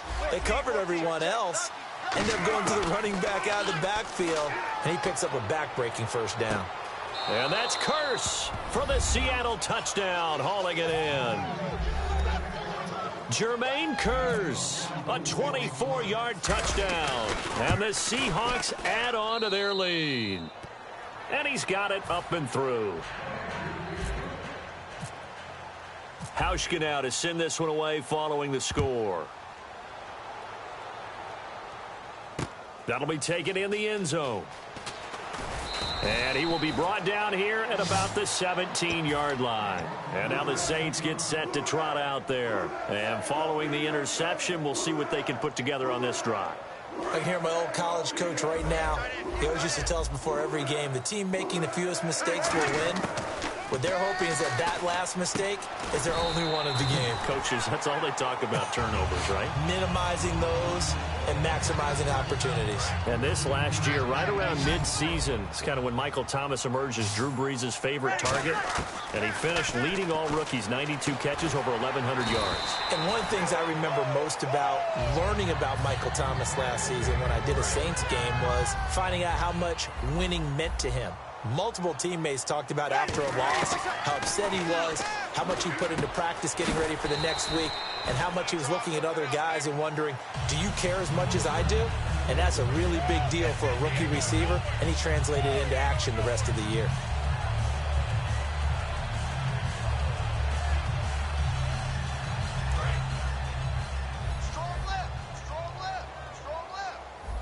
They'll come out in the pistol.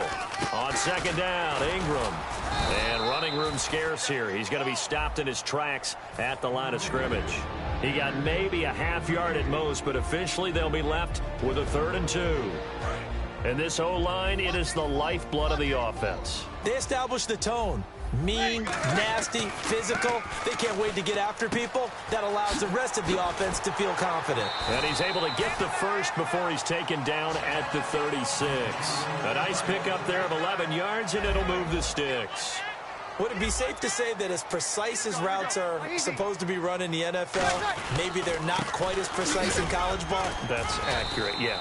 And I think we saw a college route in the NFL there. Just find the soft spot, find the dead zone, and find the first down. And that's what he just did. Partner, your thoughts on this D-line? I love a unit that can control the run and get after the passer. This is an all-around terrific defensive front. Hard to move the ball against them on the ground, and then when you want to throw it, look out. Here they come after the quarterback. Breeze to throw on second down. And that one got tipped, kind of threw everything off. It brings up 3rd. Anytime a ball's thrown in the middle of the field and it's popped up in the air, I expect someone to catch. It doesn't matter whether it's offense or defense because there's usually a great amount of bodies in that part of the field. In this case, no one came up with it. Play number 7 now coming up on the drive. 3rd and 5. Again, we'll see the pistol here. Now Breeze. Caught right side. It's Snead. They stop him for only 3 that time, and that'll bring up 4th down. One hallmark of good defenses is understanding the game, understanding positioning, and tackling immediately in the secondary after catches. I think we just saw that on display right there. Got to him before he ever had a chance to think about turning it upfield. Breeze to throw for it on 4th.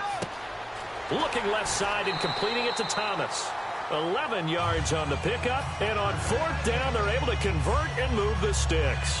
Well, it all came together on that one, didn't it? Big-time throw on 4th. Now, that had to feel good, didn't it? Taking that type of a gamble there and making it pay off. What a throw. And tough as a receiver because no matter how perfect the pass, you know it's 4th down and you got to convert. A little bit of extra pressure, but he overcame it. With Charles Davis, I'm Brandon Gaudin. It's Saints football to begin quarter number 2. And they're on the move as they face a 2nd down here. Oh, just play after play after play on this long drive for the offense. Breeze will try again on 2nd down. Looking sideline, incomplete. Tried to get it to Willie Snead there. And it'll bring up 3rd down.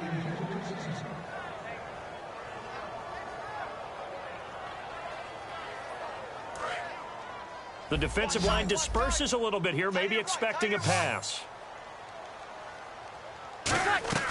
Play action. Breeze. And probably the wise decision there. No one open. He just throws it away. And that keeps the field goal on the table as it's 4th down. So now on 4th down, Sean Payton's going to turn it over to the field goal unit. From the left hash, this from 34. And his kick is right there. It's good. And they will get themselves on the board here at 14-3. So they get 3. They were hoping for 6. An unlucky number 13 play drive. Well, you go to the sideline after putting 3 points on the board, happy But you wanted to be ecstatic. You wanted to have 6 on the board.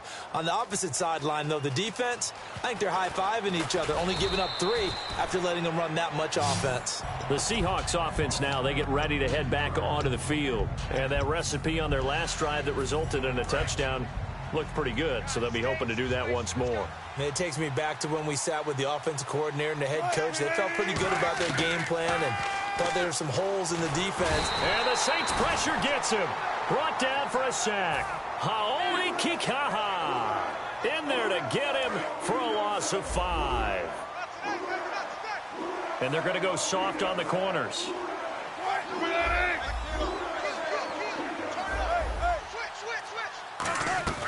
On second down, Wilson. It's caught on the left side by Kurz. They get 11 back on that one. It leads to third down. New Orleans adding some depth to the secondary. They've got 6 DBs out there now for third. From the gun on third down, Wilson. And he fires one, but incomplete.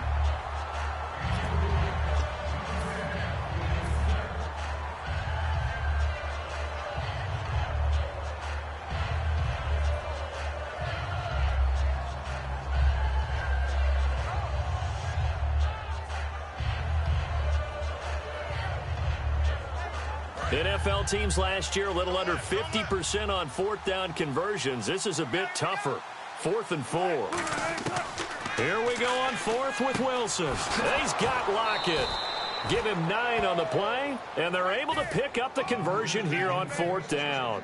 I remember in pregame when we were talking to him on the field, and he took his gloves off and showed us his fingers. A few misshapen ones in there, and now we know why, trying to catch those types of bullets. That was a dart. Yeah, even for a talented receiver, those are tough to hang on to. They'll send a receiver in motion left. First down, this is Rawls. And he'll get this out past the 45 to the 47. And give him 4 yards there. It'll be 2nd and 6. Not a run that you're going to write home about, but still a good first down run. That's what an offense calls staying on schedule. 3 to 4 yards on first down, you're set up very well for the rest of the drive. 4 yards on the completion, and it sets up a third down. The Saints with an extra defensive back here on third on the field. Could they blitz?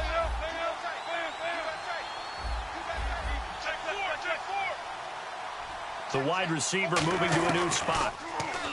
Wilson. Into heavy traffic, and it's intercepted. Picked off, but there he goes left side. And he will take this one home. It's a touchdown. Well, we know this defense has athleticism. Spots like that prove us right. I love the way that you spotlighted the athleticism because you and I both know the best athletes on the field, they play on defense. Oh, I don't know. I was a kicker. You got to remember that now.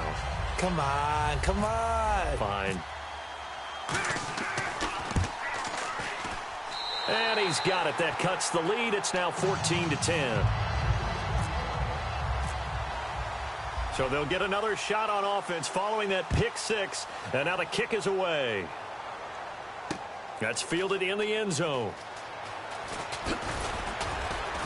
And he'll wind up about 4 yards shy of where he would have been if he had taken a knee, as they'll start at the 21-yard line. And the Seahawks get ready to trot out on the field. And following the pick 6, and they have decent field position in throwing that pick 6. We'll see how they attack this drive. And I think all you say to your guy is, listen, let's just take care of the football a little bit better. Make some better decisions on this drive, and they'll probably help him a little bit with maybe some really high percentage throws early to let him get settled back in. But they told him and they told us they've got confidence. That's not a problem. Yeah, not a problem at all. They just want to make sure they get things settled down a little bit for their offense and give their defense a little bit of a chance to rest. Hey, watch the right. Watch the right. Check three. They'll put 2 receivers left, 2 to the right. And the wideout in motion. They'll throw on first down with Wilson. And he's got his man in stride, complete. And he's taken down, but not before he gets this into enemy territory across the 40. Well, coaches always talk about finding balance on offense. I don't think you can get much more balance than this. Big-time run, Big-time pass. A 1-2 combination. Looked pretty good. How about that? Let's see if they can continue to take that kind of a punch, though. They'll run it now out of the gun. There goes Thomas Rolls. And all the way in, touchdown Seattle. Thomas Rolls, 38 yards. And the Seahawks find a way to stretch their lead. Well, partner, that was another explosive run, and one thing I've learned in our time in this game, yes, the offensive line has to get a lot of credit, but for big runs to occur, the wide receivers have to block well downfield. And then you have to have a good guy carrying the ball too, right? Oh, without a doubt. You need that difference maker lugging the rock.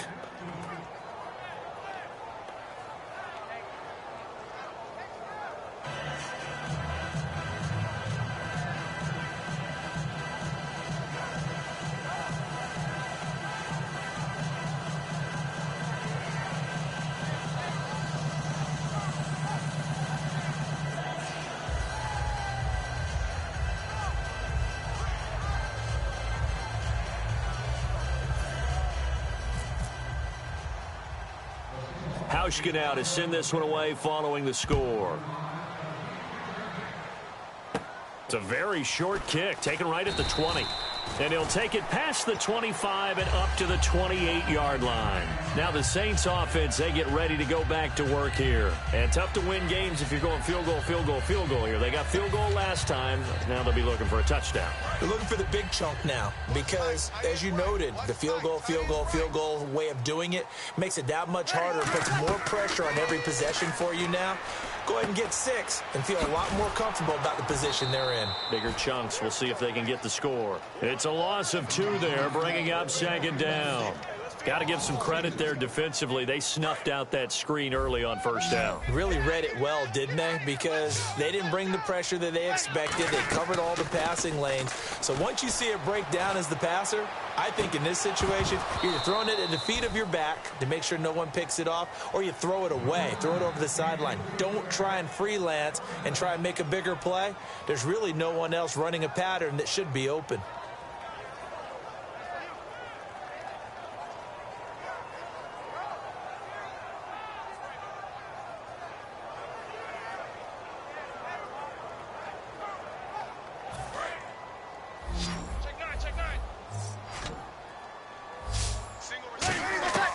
Now Breeze on third down. He's going to go up top again. And that's caught inside the 35. A big play that time. Breeze hooking up with Cooks. 41 yards.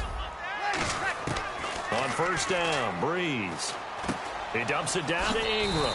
And he'll be brought down at the 27-yard line. Now hold everything here. We're going to get a timeout by the offense.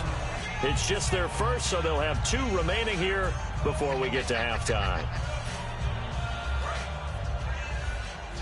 He's coming. Double up. Easy. Check the backer. Ready. Now Breeze again. Throw complete right side to Cooks. Call it a gain of 7, and it gets him a new set of downs. They're going to hurry back to the line now. Into the red zone, it's Breeze. Brought in left side by Snead. Now whistles come in. We're going to get a timeout here by the offense. So that means they're down to 1 remaining here as we head toward halftime. Second down now after the pass completion. Breeze to throw again. And the hit jarred it loose. It's incomplete. It looked like they had something there, but I think that he was thinking about running with the football before he actually hauled it in, and that led to a big drop. Here's play number 7 on the drive. This is 3rd and 7.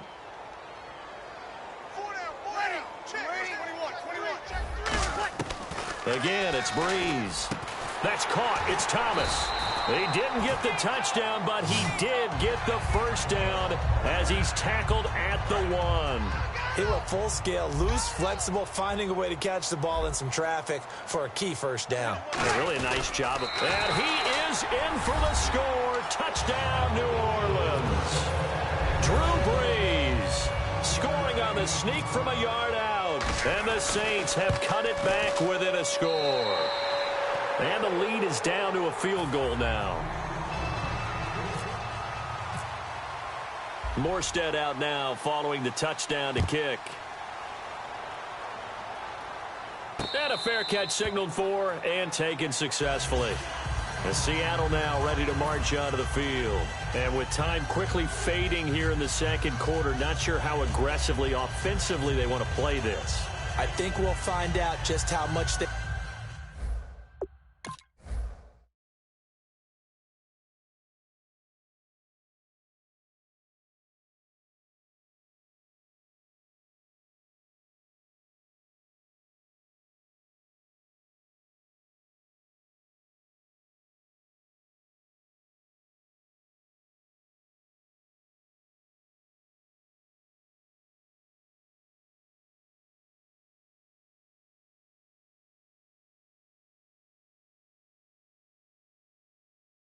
They trust their guys in this situation if they decide to take a shot.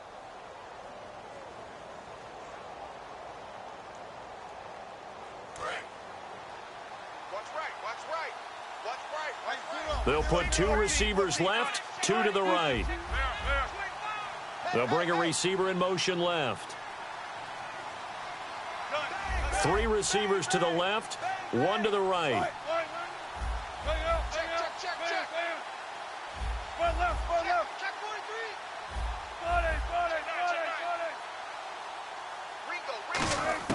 Now Wilson on first down. Oh, the ball comes out on the hit, but they'll say it's incomplete. They got pressure there and only rushing 3. And there's a defensive coordinator right now who is celebrating not just getting home with 3 there, but realizing if that's the type of pressure he can get in the entire game, then his pass defense is going to be excellent. You're dropping 8. Where are you going to go with the football? It's caught on the left side by Kurz. Now hold everything here. We're going to get a timeout by the offense. It's just their first, so they'll have 2 remaining here before we get to halftime.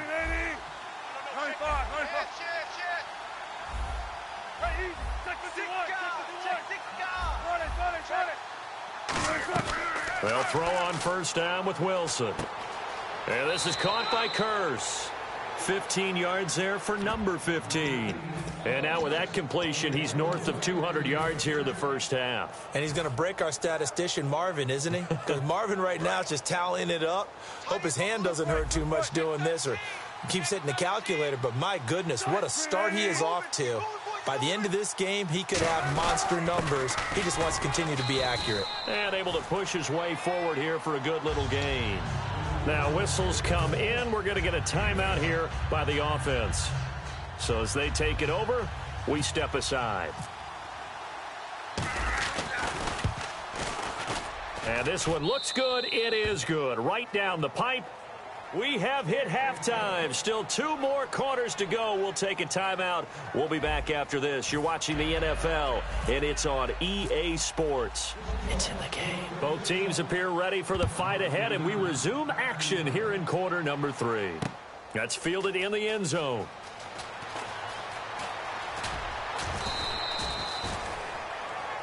Out come the Saints now. They'll go on offense first here to begin the third quarter. They're down here, but very much in this game. What's the tonality of a coach's talk when a game is within striking distance like this at intermission?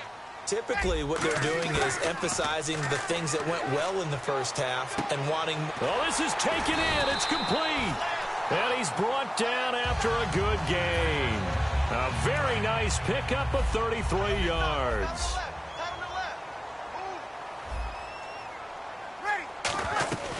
This is Ingram on 1st and 10. And some space here. And he'll get this down only to about the 46. Call it a gain of 4 on 1st, and that'll make it 2nd down. On any running play that's called, they're always hoping that it's going to break big and go the distance. But when you get a nice game like that, you're able to do so many things anyway. You can come back and run essentially the same play again, continue to move the ball on the ground, or you can decide to throw the ball now because usually you have the defense back on its heels. So the D-line's going to spread out. Breeze now on first down. He couldn't quite hold it. Got hit. Ball pops out. Incomplete. So incomplete on first. Let's see what second down has in store. Breeze again here on 2nd and 10. And incomplete there. A nice hit. Jars the ball free and brings up 3rd down.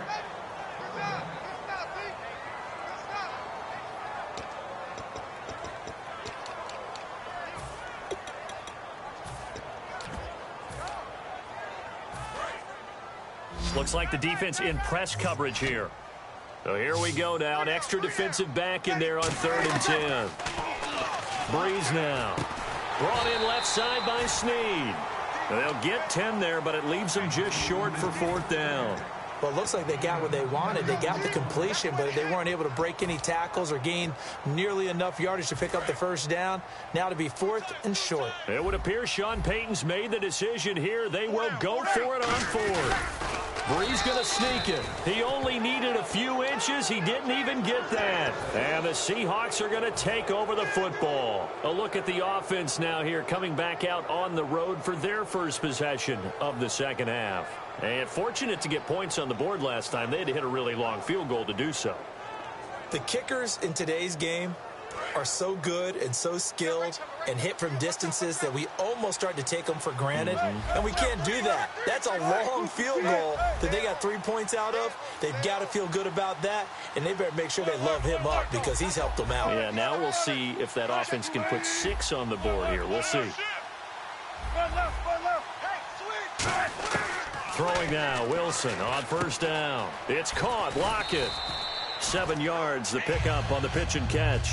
Good throw, good catch, but I really like the route. The drag and being able to run away from defenders, hard to stick with them for that long. Yeah, better against man than zone, or? Better against man, because now you're running away from someone and you're not running into a defensive player in another zone. And he motions the wide receiver.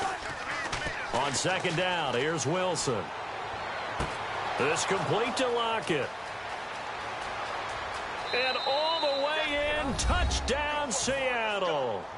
Tyler Lockett, his 2nd touchdown of the afternoon. And the Seahawks add on to their lead.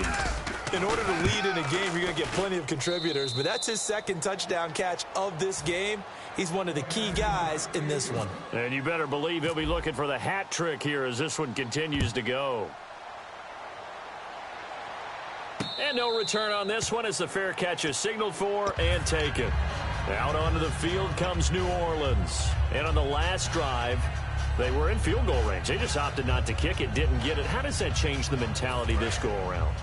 I don't think it changes much for the head coach because this is what he preaches all the time. Attack at all times in any spot on the field, and he likes touchdowns, not field goals. Now, your field goal kicker, you've got to make sure you nurse him through and say, okay, don't worry about it. When we need you, you've got to be ready to go. And the team, of course, loves to see points on the board. So let's see if it changes a little bit if they're in the same spot again. Yeah, we'll see what the decision is here if they get to that spot. They toss to Ingram.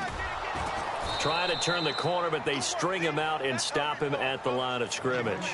No gain on the play there, so they're left with a 3rd down and 6. They're losing here in the 3rd quarter, maybe trying to get the ball outside, bust a big play. Obviously didn't work there. Yeah, and while it didn't work, I really can't fault them for trying it. You and I talked to the offensive coordinator, and we knew that was a place they wanted to try and go. And sometimes you just have to stick with it because 2-yard gains turn into 20-yard gains as the game goes along.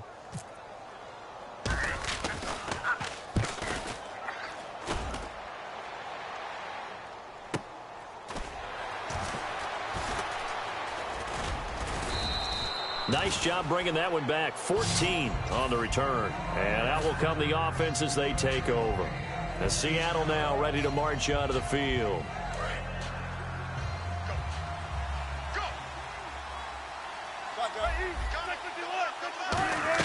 The drive begins with a run by Rawls. And he gets this one just shy of the 40. They'll mark him down at the 39. 10 yards on the pickup there. And the Seahawks are going to have a 1st down.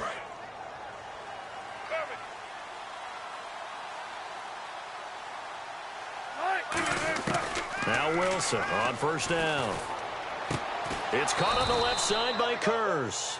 20 yards on the pick out there. And that'll be good for a Seattle first down. Really nice little connection there. They go with the corner route, and it works out well. And the best way to set up the corner route is to throw slants throughout the ball game so that when you're able to get back outside, the defender has to respect the inside game.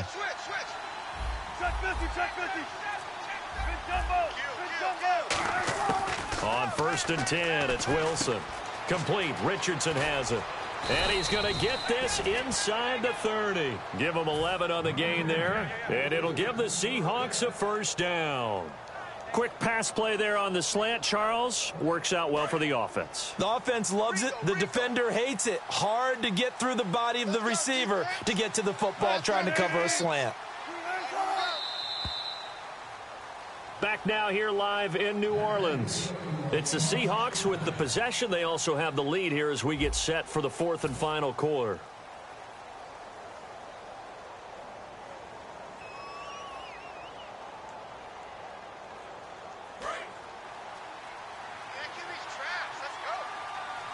They'll put two receivers left, two to the right. They'll throw on first down with Wilson. This will be caught inside the 10. And they do get him down, but not before he reaches the 4-yard line. And defensively, they just don't seem to have much of an answer for this passing game.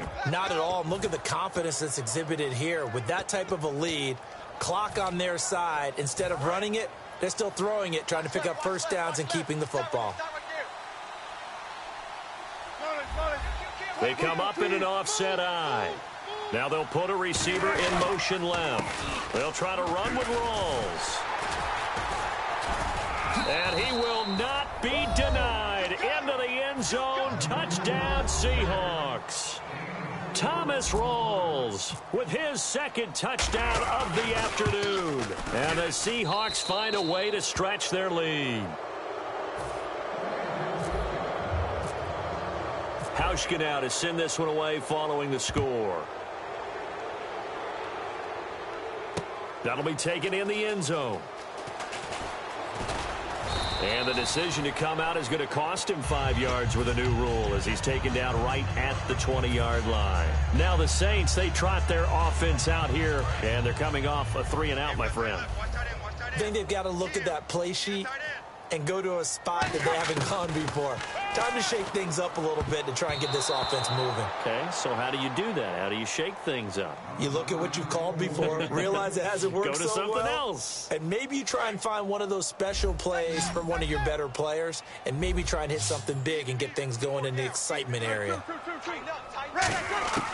Breeze will try again on second down. He's going to sling this deep downfield, and he's unable to grab it. Thought he might have had position, couldn't hold on, third down.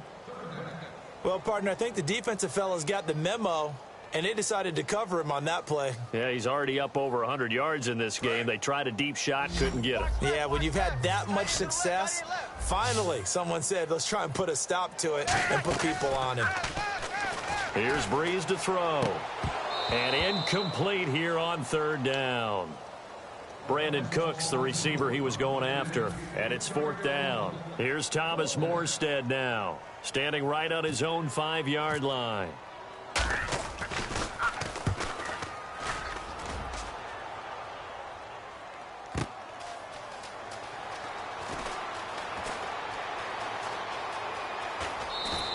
A terrific return. 30 yards all in all. And the Seahawks will have great field position to start this drive. They take over on the short side of the field.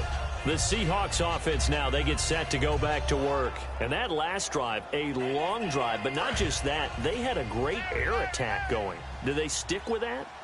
I would think that they would, because if they were confident enough to do it on the last drive, starting backed up in their own territory, why would you change anything? They've got to be confident about what they're presenting and continue to do so. Yeah, because the secondary, they really look clueless. And that was amazing because that drive went and went, no adjustments, and no big plays by the defense to knock the ball away. The wide receiver moving to a new spot. Now it's Wilson. He's going to let this one go deep. And this is caught. And all the way in. Touchdown, Seattle. Jermaine Kearse, 48 yards. And the Seahawks add on to their lead. And the lead will grow by one more. Hauschka now to send this one away following the score. That's fielded in the end zone. And not a particularly good return here as they'll be forced to start at the 12-yard line. The Saints coming out now to take the field. And on the last go-around, they really couldn't get anything going. They had to punt from deep inside their own territory, which means you're going to lose the field position battle as a general rule. What they're looking for now is a little more consistency. Move the ball. Into double coverage, and it's intercepted. A great read, and it's picked off. And he's able to take this one back to the 36-yard line. And Seattle now ready to march onto the field. And a great spot to start this drive from here.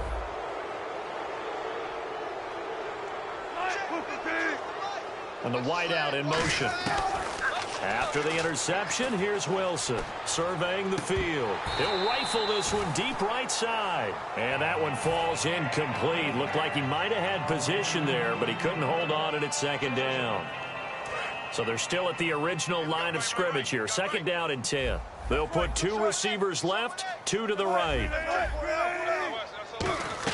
On second down, Rawls. And nothing doing. He's immediately taken down at the line of scrimmage. Only a yard on the pickup there, so it leaves them needing a conversion here on third and a tough 9.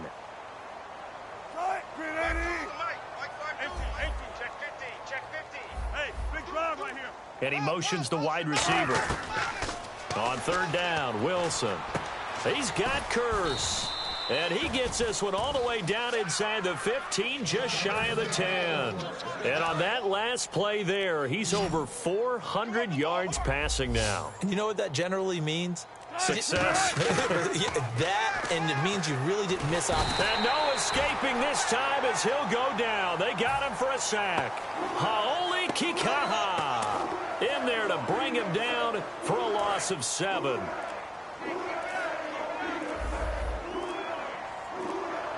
Time running out here on the play clock. On second down, Wilson. It's caught, Lockett. And he'll get it here to the 10-yard line. They'll wind up getting 10 back as that sets them up for third down. And quickly, they get to the line.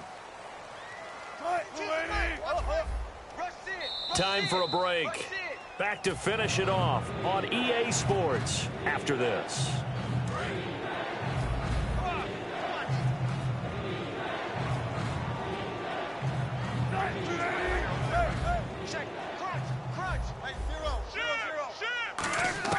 From the gun on third down, Wilson. That's caught at the 3. They get 7 there, but it brings up fourth.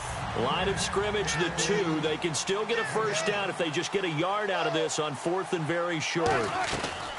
Fourth down, here's Wilson. He's got Lockett. And they are going to score again. Yet another touchdown as they just add to their totals. Well, this game is definitely over, but we do know some people like to go ahead and continue to add to their score, don't we? Yeah, I don't know that they need to add any more right now, though. I'm just starting to think about those dinner plans tonight, my friend. Well, you and I will be thinking about dinner plans, but we also know they're playing people are thinking, how can I get some more scores for my fantasy, for other things? They're trying to figure that part out now. By the way, last weekend we went sushi because that's what you wanted. We're going steak tonight. I'm in. All right. Back out onto the field now comes the New Orleans offense. They are just obviously getting shellacked here in this one, Charles. What's the message if you're a coach for this final drive in a lopsided game like this?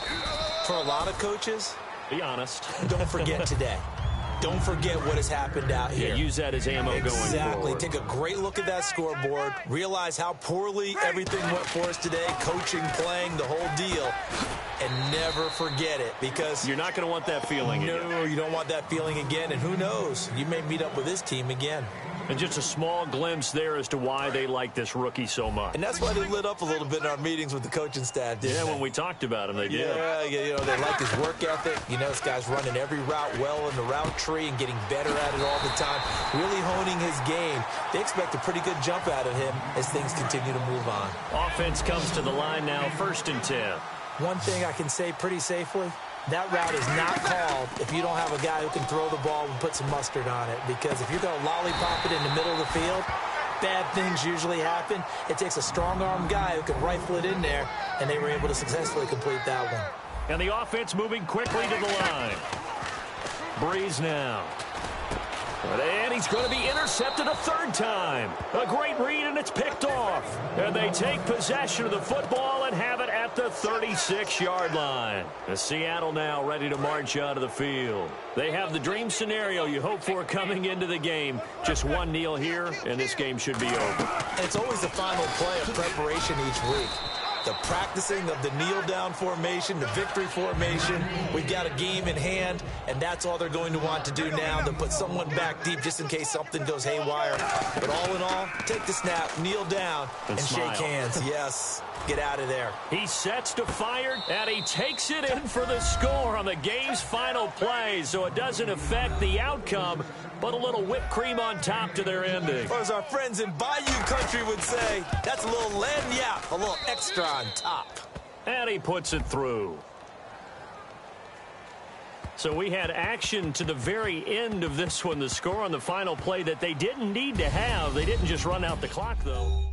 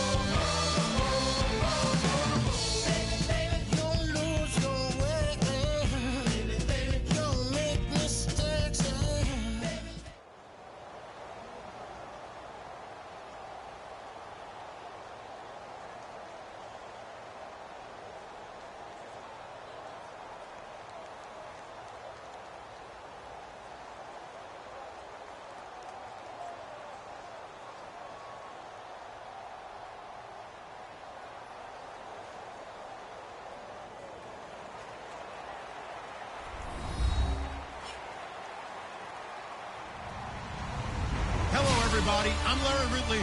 You're tuned in to the NFL on EA Sports. Two teams will need their quarterbacks to step up and lead their offenses on the gridiron today. It's Newton's Panthers going up against Wilson's Seahawks.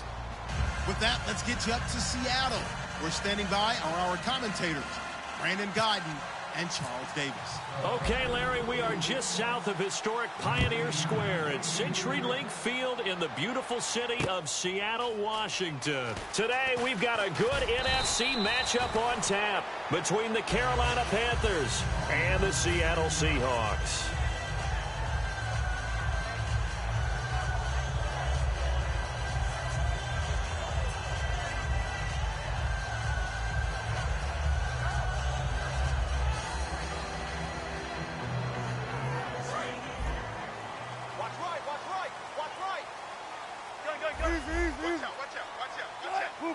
They'll send a receiver in motion to the left.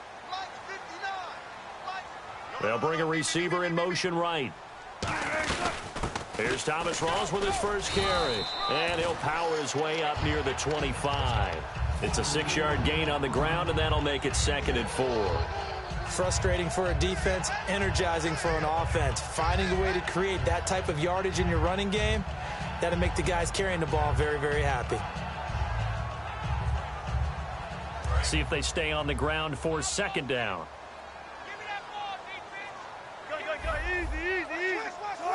Block it in motion right. They go again with Rawls. And he'll fight forward to about the 27-yard line. A 3-yard pickup on 2nd and 4. Now they'll need to convert here on 3rd and a little more than a yard. And when this offense is clicking on all cylinders, the running back is in sync as well. The focal point. Runs, catches, blocks, sets the tone for the offense. Just play number 3 here on the opening drive, and it's an early 3rd and 1. They run with a power back, Rawls. And he picks up the first before he's taken down at the 29. They only get 2 there, but on 3rd and 1, that's all they needed to keep the drive going. Everyone understood their role on that play. 3rd and 1, you know the defensive guys, they're trying to get down and get low and get leverage on the offensive lineman, but they didn't allow that to happen. They created a crease and allowed him to get through for a first down. Tackle made by Thomas Davis. And the starting defense here for the Panthers. It's real easy to talk about Thomas Davis coming back from multiple knee injuries, but he wants his play on the field to be the story. He works his way forward for a couple up past the 30. So a 3rd and 8. Partner, we know today's NFL is really built around the guy throwing the football. But these short runs, they still pay dividends because they can take the... And he fires one that's intercepted. A great read, and it's picked off. They told us repeatedly earlier in the week in our meetings, we need some plays from our defense here on the road early. They got one. And don't think they were above all week long pointing out to their defense that the other defense is rated higher than them. You going to let that happen, guys? Is that how we're going to play? And they responded to the challenge. Now a first carry for Jonathan Stewart. And he's going to fight his way forward here for a modest gain. It's a pickup of 4, and it'll bring up 2nd down. When we look at this unit like we are now, Greg Olsen has become such a reliable target in this league. Loves to be considered the #1 option in the passing game in the offense he plays, and he lives up to it. Knows the defense is set for him, knows how to beat them. And he'll just throw this one over in the way of the security crew. Incomplete here. And it's possible that today the most important group could be the linebackers. Yeah, the second level, as we like to call them, right? Defensive front has to control things, but the linebackers, they do more than clean up. They help create big plays. They haven't made much of this great starting field position they had. Here's 3rd and 6.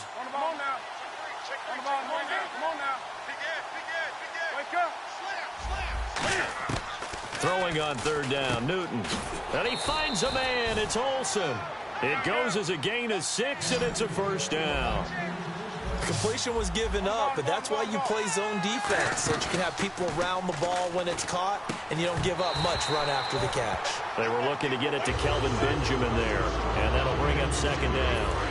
Offense still needing 10 yards, 2nd down. After all the preparation, all the practice, a play like that will absolutely break your heart. They had everything they wanted, just unable to complete it in the end zone. A big-time drop. That is caught at the 7-yard line. And he will take it across for a Panthers touchdown. Ted Ginn from 10 yards out. And this will be good to give the Panthers a 7-0 lead. And the Panthers add on to their lead. Gano now following the touchdown here to kick it away. This will be taken in at the 1.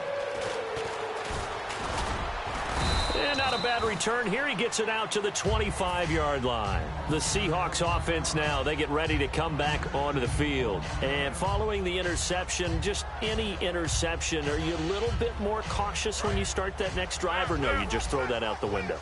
I think you are. I don't think that there's any way you can run back out there and go, totally didn't affect me. Let's just go ahead and be loose with the football again. You're going to take care of it, but you have to be careful about being too cautious because now you can't run any offense at all. Still want to attack. We'll see how they attack him here. Give him 4 yards there. It'll be 2nd and 6. It's been a struggle this entire game trying to move the ball on the ground. But every now and then you find a little chink in the armor, and that type of run right there lets them know that they can't stop every single run for almost no gain. The Panther rush too strong. They get there and take him down. They overload him that time on the safety blitz, and he winds up being dropped for a loss of 7. Coming to you, coming to you. Check 99, check 99. Check. Fresno. On 3rd down, Wilson. Oh, he's got a man wide open, complete. They give him 13 yards there on the play and a fresh set of downs. Looking to jam the receivers at the line here. Press coverage look defensively. When you're playing a quarterback with some experience and some moxie, you enter the danger zone when you decide to blitz him because if he's able to diagnose as he did on that play, he can hurt you downfield. He reads defenses so well, doesn't he? He really does, and the best part about that play for him, I don't think that was his primary target. I don't think so either. I think he had the read, figured out where the blitz was coming from, and went to a secondary target for a really nice gain. That's going to be a 6-yard gain. It leaves him with 3rd down and just a yard to go. No, that wasn't an explosive run. That wasn't one that took it all the way to the house. But, boy, for a team that's had trouble running it the entire game, that's the kind of run they need, hopefully, to get themselves kickstarted. And they only need a little bit here. 3rd down and very short. They'll put 2 receivers left, 2 to the right. They'll bring a receiver in motion left. They'll send a receiver here in motion right. The wide receiver moving to a new spot. Shut that. Motion. Check. Shift. On 3rd and 1, Wilson. And he can't come up with a pick. Nearly his 2nd of the game. Instead, 4th down. Well, he just threw an interception last drive. Nearly another pick. And things aren't very even right now, are they? It's a little bit sloppy out there, isn't it? It's kind of the difference between driving on those paved roads and those country roads that have those potholes in them, isn't it? Because that's the way this game's going right now. A lot of bouncy bounce to it. You spent some time on some Tennessee country roads. I certainly have. Plenty of family back there. God love it. It'll be a pickup of 12 yards. And on 4th down, they're able to convert and move the sticks. And the wideout in motion. On 1st and 10, it's Wilson. Oh, hit as he throws there, incomplete. It's always tough trying to keep your guy upright when he's trying to throw the football. When you're dealing with those big, bad guys on the defensive front, it's even tougher. And this time, those guys on the opposite side won the battle, getting to the quarterback and knocking him into an incompletion. And the grab made by Doug Baldwin. Give him 10 yards on the pickup, and that'll bring up what looks to be a 3rd and inches. Can't be more than a half a foot. So 3rd and inches, and this will be the 9th play of the drive. They come up in an offset eye. They'll run for it now. Here's Marcel Reese. Officially a gain of just a yard there, but they do convert on 3rd and inches. 3rd and inches, just turn around and hand it to the big guy and let him plow forward and pick up a 1st down. A lot of people think that the offensive line, they may almost take the play off because they got a big guy back there pushing forward. I think it actually works in reverse. I think they block harder because they love seeing that guy get the ball because he doesn't touch it very often. They'll send a receiver in motion to the right. They snap it at 1. Now Wilson. This complete to Lockett. Give him a couple on the catch. It's 2nd and 8. And now for the offense, this is play number 11 here on this drive. Well, if you do read man coverage, Brandon, the drag route's a pretty good one to run against it because you're running away from people on it. They'll send a receiver in motion left. Check 43. Got it. They'll bring a receiver in motion right.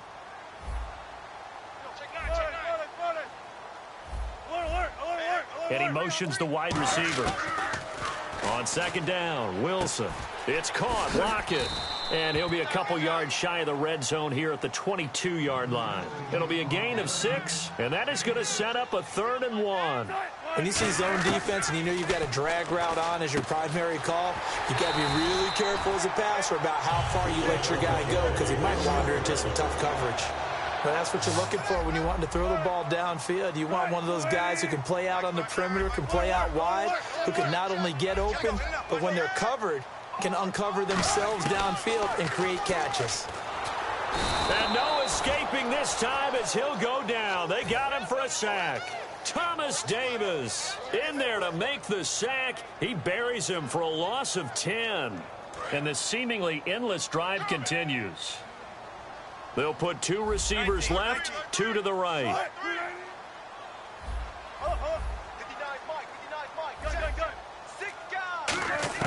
On 2nd down, here's Wilson. This will be caught at about the 3. That one good for 17 as they're set up better now for 3rd down. And there, the man coverage not good enough, partner, and they're able to complete the pass. Excellent recognition of the man coverage, and they found the guy who could win downfield. That's caught at the 3. Good defense holds him to only a yard, and it'll be 4th down.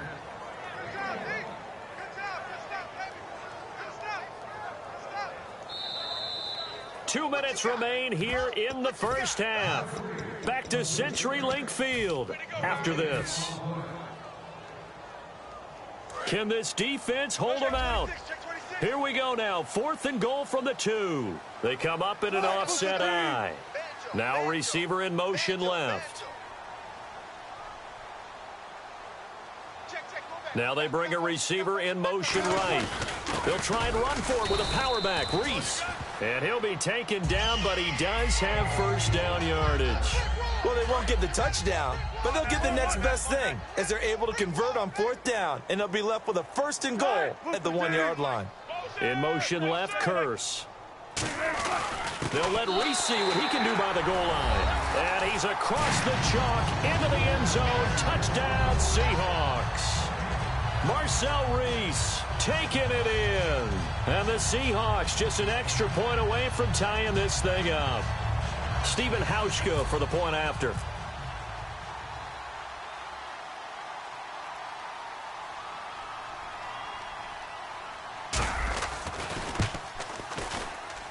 It's good, and we're all tied at 7 apiece. So we're right back where we started, all even as the kick's away. On the return, it's Ted Ginn Jr. And a pretty good return here. He'll be stopped just shy of the 25 at the 24-yard line. Carolina getting set to take the field. And they'll just simply be looking to build off the confidence of the last time out where they scored a touchdown. And confidence is powerful, isn't it? When you've scored once, you feel like you can go back out there and get it done again. Doesn't matter what the defense throws at them. They feel like they're in a groove right now, and they want to get out there and show it. Yeah, hoping to stay in that groove here this go-around. They start on the ground. This is Stewart on 1st. And he'll cut it to the right sideline. And he's brought down after a good gain. And the numbers down a bit from their Super Bowl year this season for Jonathan Stewart. Did have some injuries. He finished with 824 yards. 9 touchdowns, though. Good in that department. When it's around the goal line, he's a terrific runner.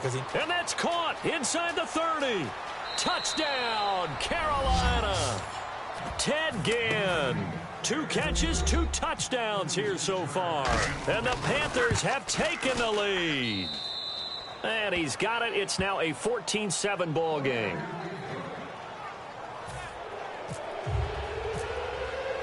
Gano now following the touchdown here to kick it away. And this will be a touchback as that sails over the end line. And out now come the Seahawks. And that last drive, so effective in the passing game, resulting in the touchdown.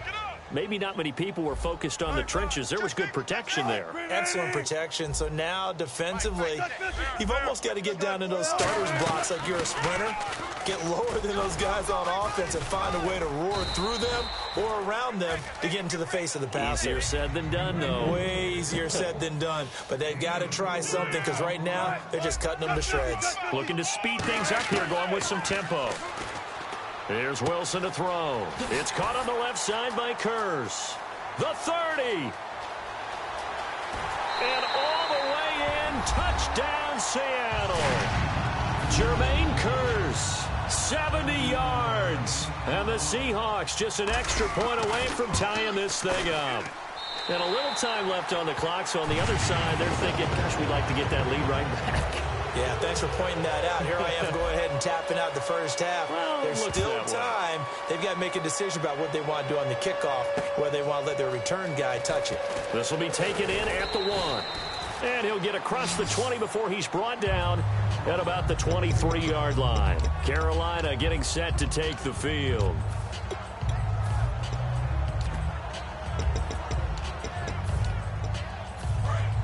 And some changes here as the D-line separates some. Stewart is the lone setback. They go play action here on first down. Looking deep downfield. That's caught inside the 20. Touchdown, Carolina. Their dangerous wide receiver, 76 yards. And the Panthers strike quickly here for 6 points.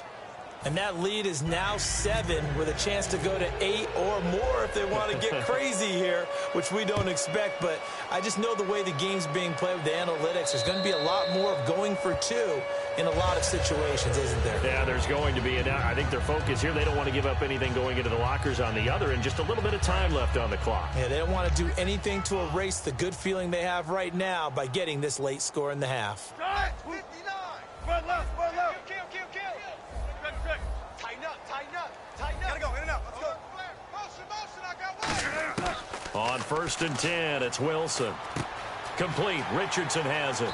And he's going to be out of bounds at the 39. It's a gain of 14 there. And it's good enough for a Seattle first.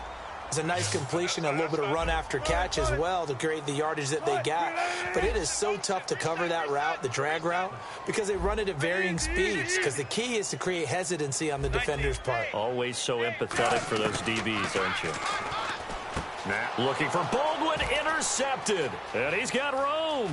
A great read, and it's picked off. And that's now the second time he's picked off a pass here in the first half alone. Again, another great read defensively, and you just see him get in the right position to make the play and get his guys the football back. 20. Come on now.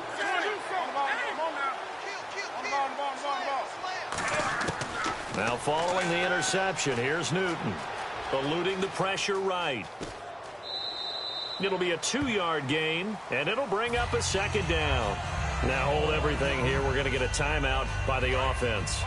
It's just their first, so they'll have 2 remaining here before we get to halftime. A play fake to Stewart. It's Newton. Caught on the left side by Ginn. And they'll bring him down at the 13-yard line. 8 yards on the pickup there, and it moves the sticks. And when an offense is doing a nice job selling the play-action pass, a lot of responsibility shifts to the linebackers. They're the ones that have to determine run or pass and get to the proper places on the field. Now a play fake here on first down. That's going to be caught at the 10-yard line. And he'll be brought down this time at the 5-yard line. Now whistles come in. We're going to get a timeout here by the offense. And with halftime on the horizon, they'll be out of timeouts from here forward.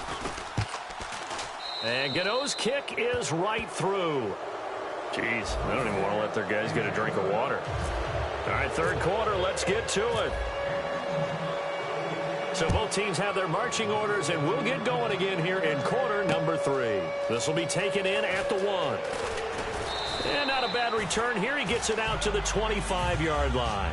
Out come the Panthers. They'll have it first on offense in the 3rd quarter. They built a good first half lead. Now they have a chance to add on to it. And what I'm thinking is that the offensive staff Spent the entire halftime just working with them on, here's what we think they're going to do to attack us in the second half. Nice first half that we've had, guys, but be prepared for some change-ups. We're going to see them when we kick it off in the second half. See how they handle any adjustments that might be made defensively. And now they're in the hurry-up. On second down, they run with Stewart. And this time he's not going anywhere. They'll get him down right at the line of scrimmage. Call it no gain that time as it's going to leave him with a third and about 3 to go. To throw is Newton. On the run, it got his man complete. He got 29 yards that time. We often, with Cam Newton, talk a lot about his legs. Don't forget about that arm. He can throw it on a rope. He can loft it. He's got the touch that's been developed throughout his career. But the big part about just watching him throw it, it seems almost effortless. 26 yards on the pickup there. And it'll be a Carolina first.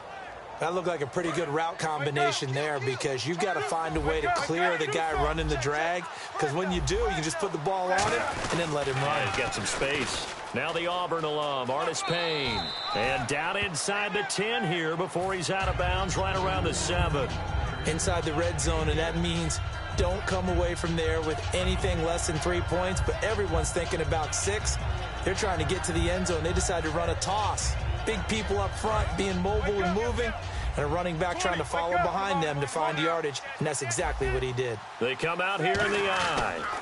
They stay on the ground. This time it's Stewart. And he stopped immediately there. It'll only be a gain of a yard, and it sets up a 3rd down and 4 now. I like the call. Inside the red zone, running the toss. Why? They want to get to the edge. And he will take it across for a Panthers touchdown. Jonathan Stewart, a 6-yard touchdown run. And the Panthers add on to their lead. And he'll bang that one through. Gano now following the touchdown here to kick it away. And that'll carry over the back line of the end zone for a touchback. Now we take a glance at the offense as they work their way back out for their first possession of the second half. They're down in this game. A chance for the offense, though, to put something on the board, get some momentum here in half 2. Try and get things kick-started for them. And you know at the half, they discussed how they were going to get that done. This is where scripting comes into play a lot of the time. How many plays do you script coming out of the second half? Most of the time in the first half, you're scripting 12 to 16. I think in the second half, you're really scripting more like 8 to 10. Kind of a starter or an opener, whatever terminology they use. Just something to get you off to a quick start. On second down, here's Wilson. And the hit jarred it loose. It's incomplete.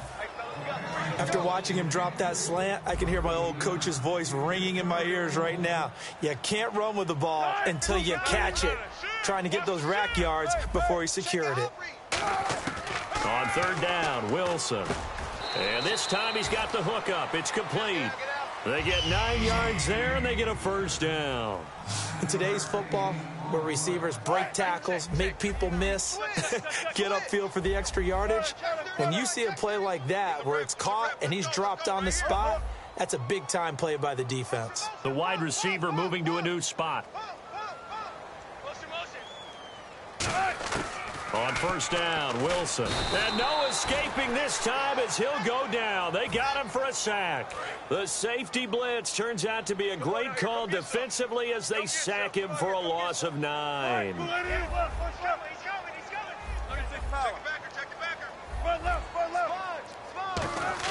Now Wilson on 2nd down.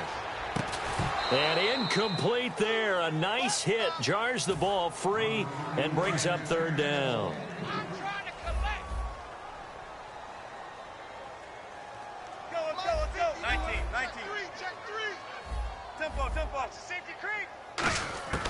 Third and long. It's Wilson.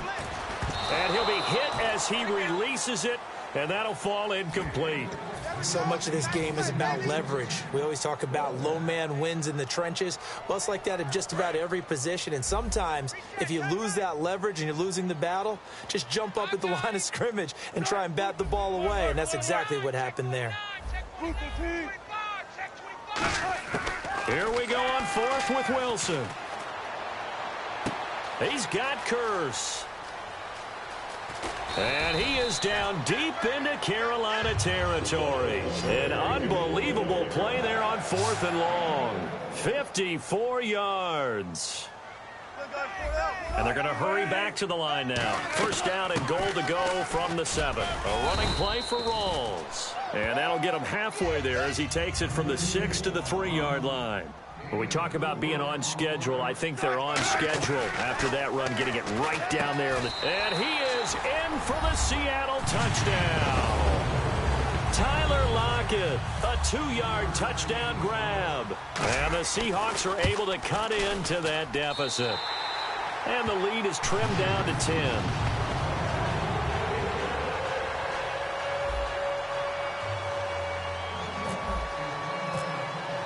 Hauschka now to send this one away following the score. This will be taken in at the 1.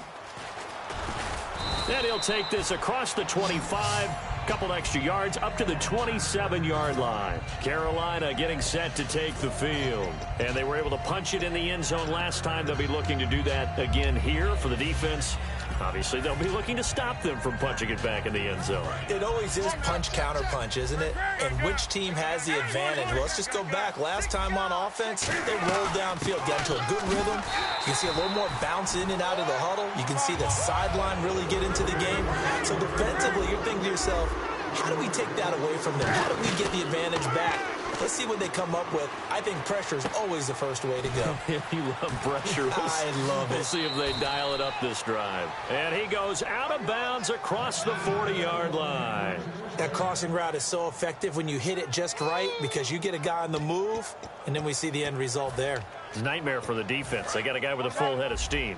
Not only does he catch it, but he picks up additional yardage after it. They come out with 1 back and 3 tight ends. Now Stewart on first down, and he'll be taken down just shy of midfield. It's a 6-yard pickup, and it gets him to 2nd and 4. Second down following the run. Well, if you're a football guy, that's a pretty run because everyone is in sync right there. Obviously, the guy carrying the ball, but how about the people up front? Leverage, athleticism, they created some nice space for him. They'll say no gain on the play there, and now it'll be 3rd down. 5 yards to gain here on 3rd down. Boy, that's a lot of sirloin steak to be taken down for no gain, partner. Are you trying to suggest that he is a huge man? He is not just a big man, a huge man.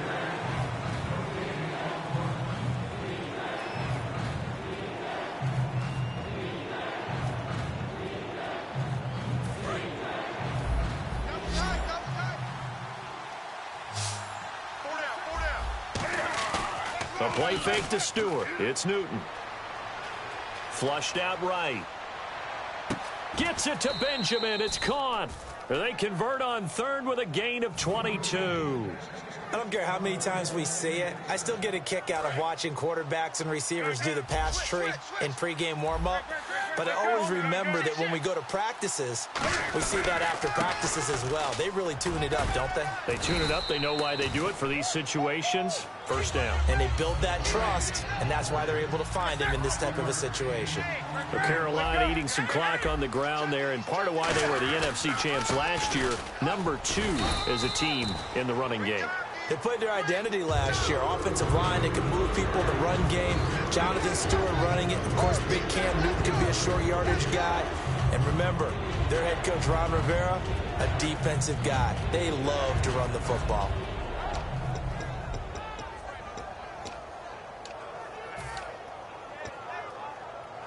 Play number 7 now coming up on the drive. 3rd and 5.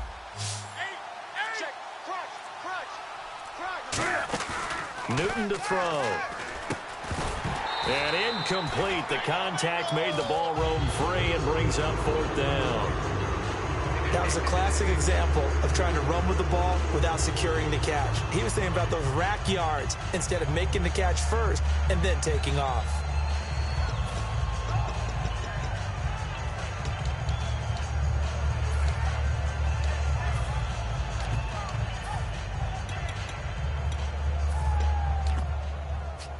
And with things looking pretty good on the scoreboard, they're going to keep the offense out there and go for it here on 4th.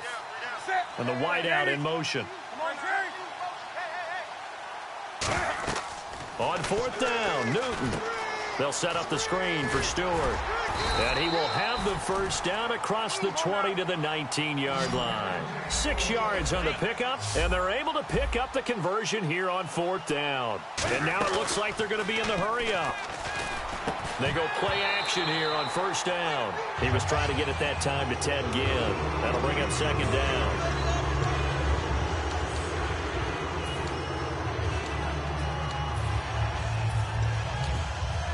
And the offense readies for play number 10 of this series.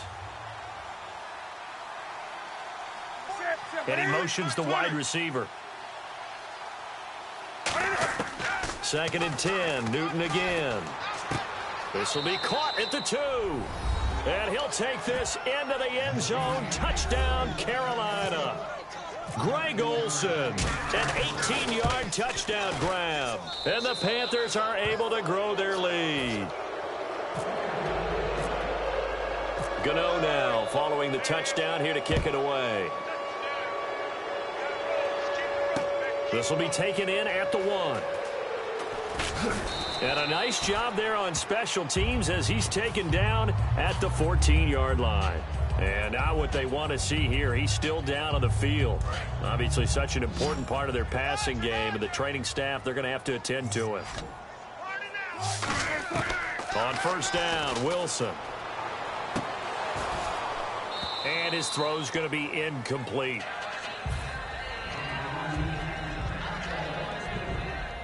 Unable to connect on the first down pass play. Now it's second down. And on the outside, they're playing press coverage. Again on second and 10, it's Wilson. Trying to lay one up. He's got a man. Complete. 30. 10. 5. And all the way in. Touchdown, Seattle. Jermaine Kearse, his second touchdown of the afternoon. And the Seahawks are able to close the gap just a bit.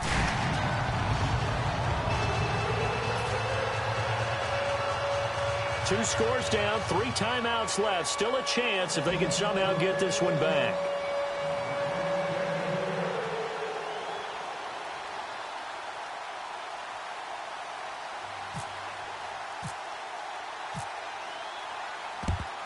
And it looks like the Panthers' hands team does its job. And that's why you have your hands team out there on the field. Those are the best guys ready to make that play. And let's face it, it was executed well. It wasn't a bad kick. It wasn't anything like that. Just that the normal outcome actually came to play. Analytics will tell you it's a very low possibility of getting the ball for the team kicking it in an onside kick situation. You're all about the numbers, aren't you? All about the numbers, baby. It's a new game now. They don't lie. They'll run it now out of the gun. And he's going to get this inside the 30. Give him 11 yards that time and a new set of downs. And they're going to speed things up here. Now a play fake here on first down. And they can't get the long connection as it falls incomplete. One of the toughest things about playing defensive back is pattern reading, trying to figure out what they're doing. And on that one, they had the fly, just sending the guy downfield with the in route accompanying it. What people call a dagger route, trying to hit the guy underneath after the clear. And he will take it across for a Panthers touchdown. Corey Brown, 26 yards. And the Panthers add on to their lead. And on that one, able to catch it, also able to have the wherewithal to take it in for the score. And how about the phases of a successful catch and a completion of a play? Look the ball in, secure the catch, and then, of course, the run after the catch that ends up in the end zone.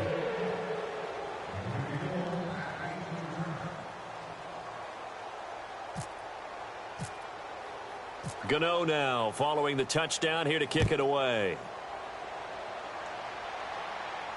This will be taken in at the 1. And not a bad return here. He gets it out to the 25-yard line. The Seattle offense now set to come back out on the field. And they're going to need another score. Got one last time, but still down here. When you're playing catch-up, Every possession becomes crucial, doesn't it? It's vital. Get back out on the field, punch in the end zone again. They know it's not easy, but what they do have going for them, they did score the last time. They think they've got a good formula working. And what about the defense? Well, now you're just saying to yourself, okay, gave up a score last time. What adjustments do we need to make to slow them down now and get the ball back for our own offense? Is it more pressure? Is it more zone? What do they have to do? They're trying to figure that out themselves. We'll see if they can figure that out right here. The wide receiver moving to a new spot. 2nd and 10. It's Wilson again. It's caught on the left side by Curse. A really nice gain of 25 yards. Really nice connection on the corner route. This is a play where the receiver wants to set up the defensive back by moving him inside and then breaking back to the corner. 19. Throwing now, Wilson on 1st down. And no escaping this time as he'll go down. They got him for a sack. Thomas Davis in there to get him his 2nd sack now of the afternoon. Time for a break. We'll come back and see this one out after this. They'll put 2 receivers left, 2 to the right. 95. Check. Lucky. Zebra. And the wideout in motion. Now Wilson on 2nd down. He hits Baldwin right side. And he gets this inside the 35-yard line. They call it a gain of 19, and it moves the chains. They're going to hurry back to the line now. 18. Check 14. Switch. I got it. Now Wilson on 1st down. And the tip there altered the ball flight, and it falls incomplete. It'll be 2nd down. 2nd down following the incompletion. You got to give some credit. They're able to hop up in the air and bat that one away. And that's frustrating for an offensive lineman because the only recourse is when he goes in the air to try and get some type of a pop or a shove, hoping to bring his arms down. And that is incomplete. Defense has set themselves up nicely. 3rd and 10 now. Looks like the defense in press coverage here. Check. Presto. Go. Kill. Hey, alert 3. On 3rd down, Wilson. He's going to let it fly. And this is caught. And he will score. Touchdown, Seattle. Doug Baldwin, 33 yards. And the Seahawks are able to cut into that deficit. And that touchdown puts us in a position to have a discussion, doesn't it? Now it'll be a 2-score game after the conversion. Yeah, I mean, there's no doubt with a 2-score game they're going to have to onside kick it. We'll just see if they've got a miracle up their sleeve. And you wonder what onside kicks they're going to use and in what sequence if they hope to have a chance to win this game. And it looks like the Panthers' hands team does its job. They knew they needed a miracle. They had to have that onside kick. They didn't get it. Well, as we knew, even before they put the toe to the leather on that one, their chances of getting that done, slim and none. And I do believe we saw Slim just leave the door, didn't we? We did indeed. I think we're down to none. They'll put 2 receivers left, 2 to the right. They go play action here on 1st down. Caught on the left side by Ginn. 11 yards on the pickup, and it'll be 1st down, Panthers. As long as you go through your proper reads and progressions, the drag route can be one of those old reliable plays because usually it's good for a good chunk of yardage as we just saw there. And those guys like it, right? They can get the ball with a full head of steam. Especially against man coverage because man coverage, they're typically running away from someone and not worried about traffic coming out on the other end.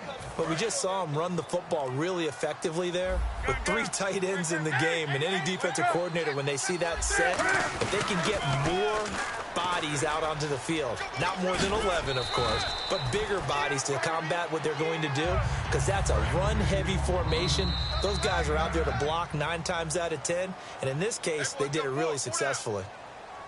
Well, Charles...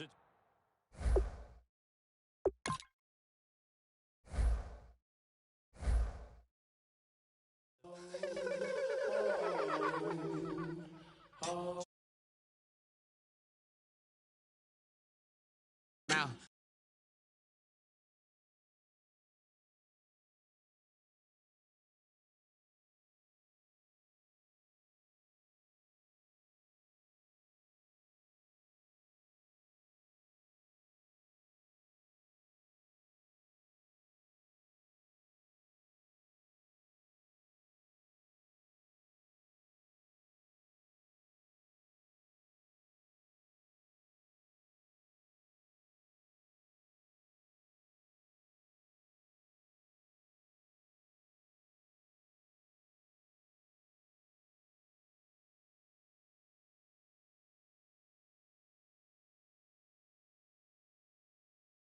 I am from the clouds. I'm a human now, but I used to be a raindrop. Word up. I'm really good at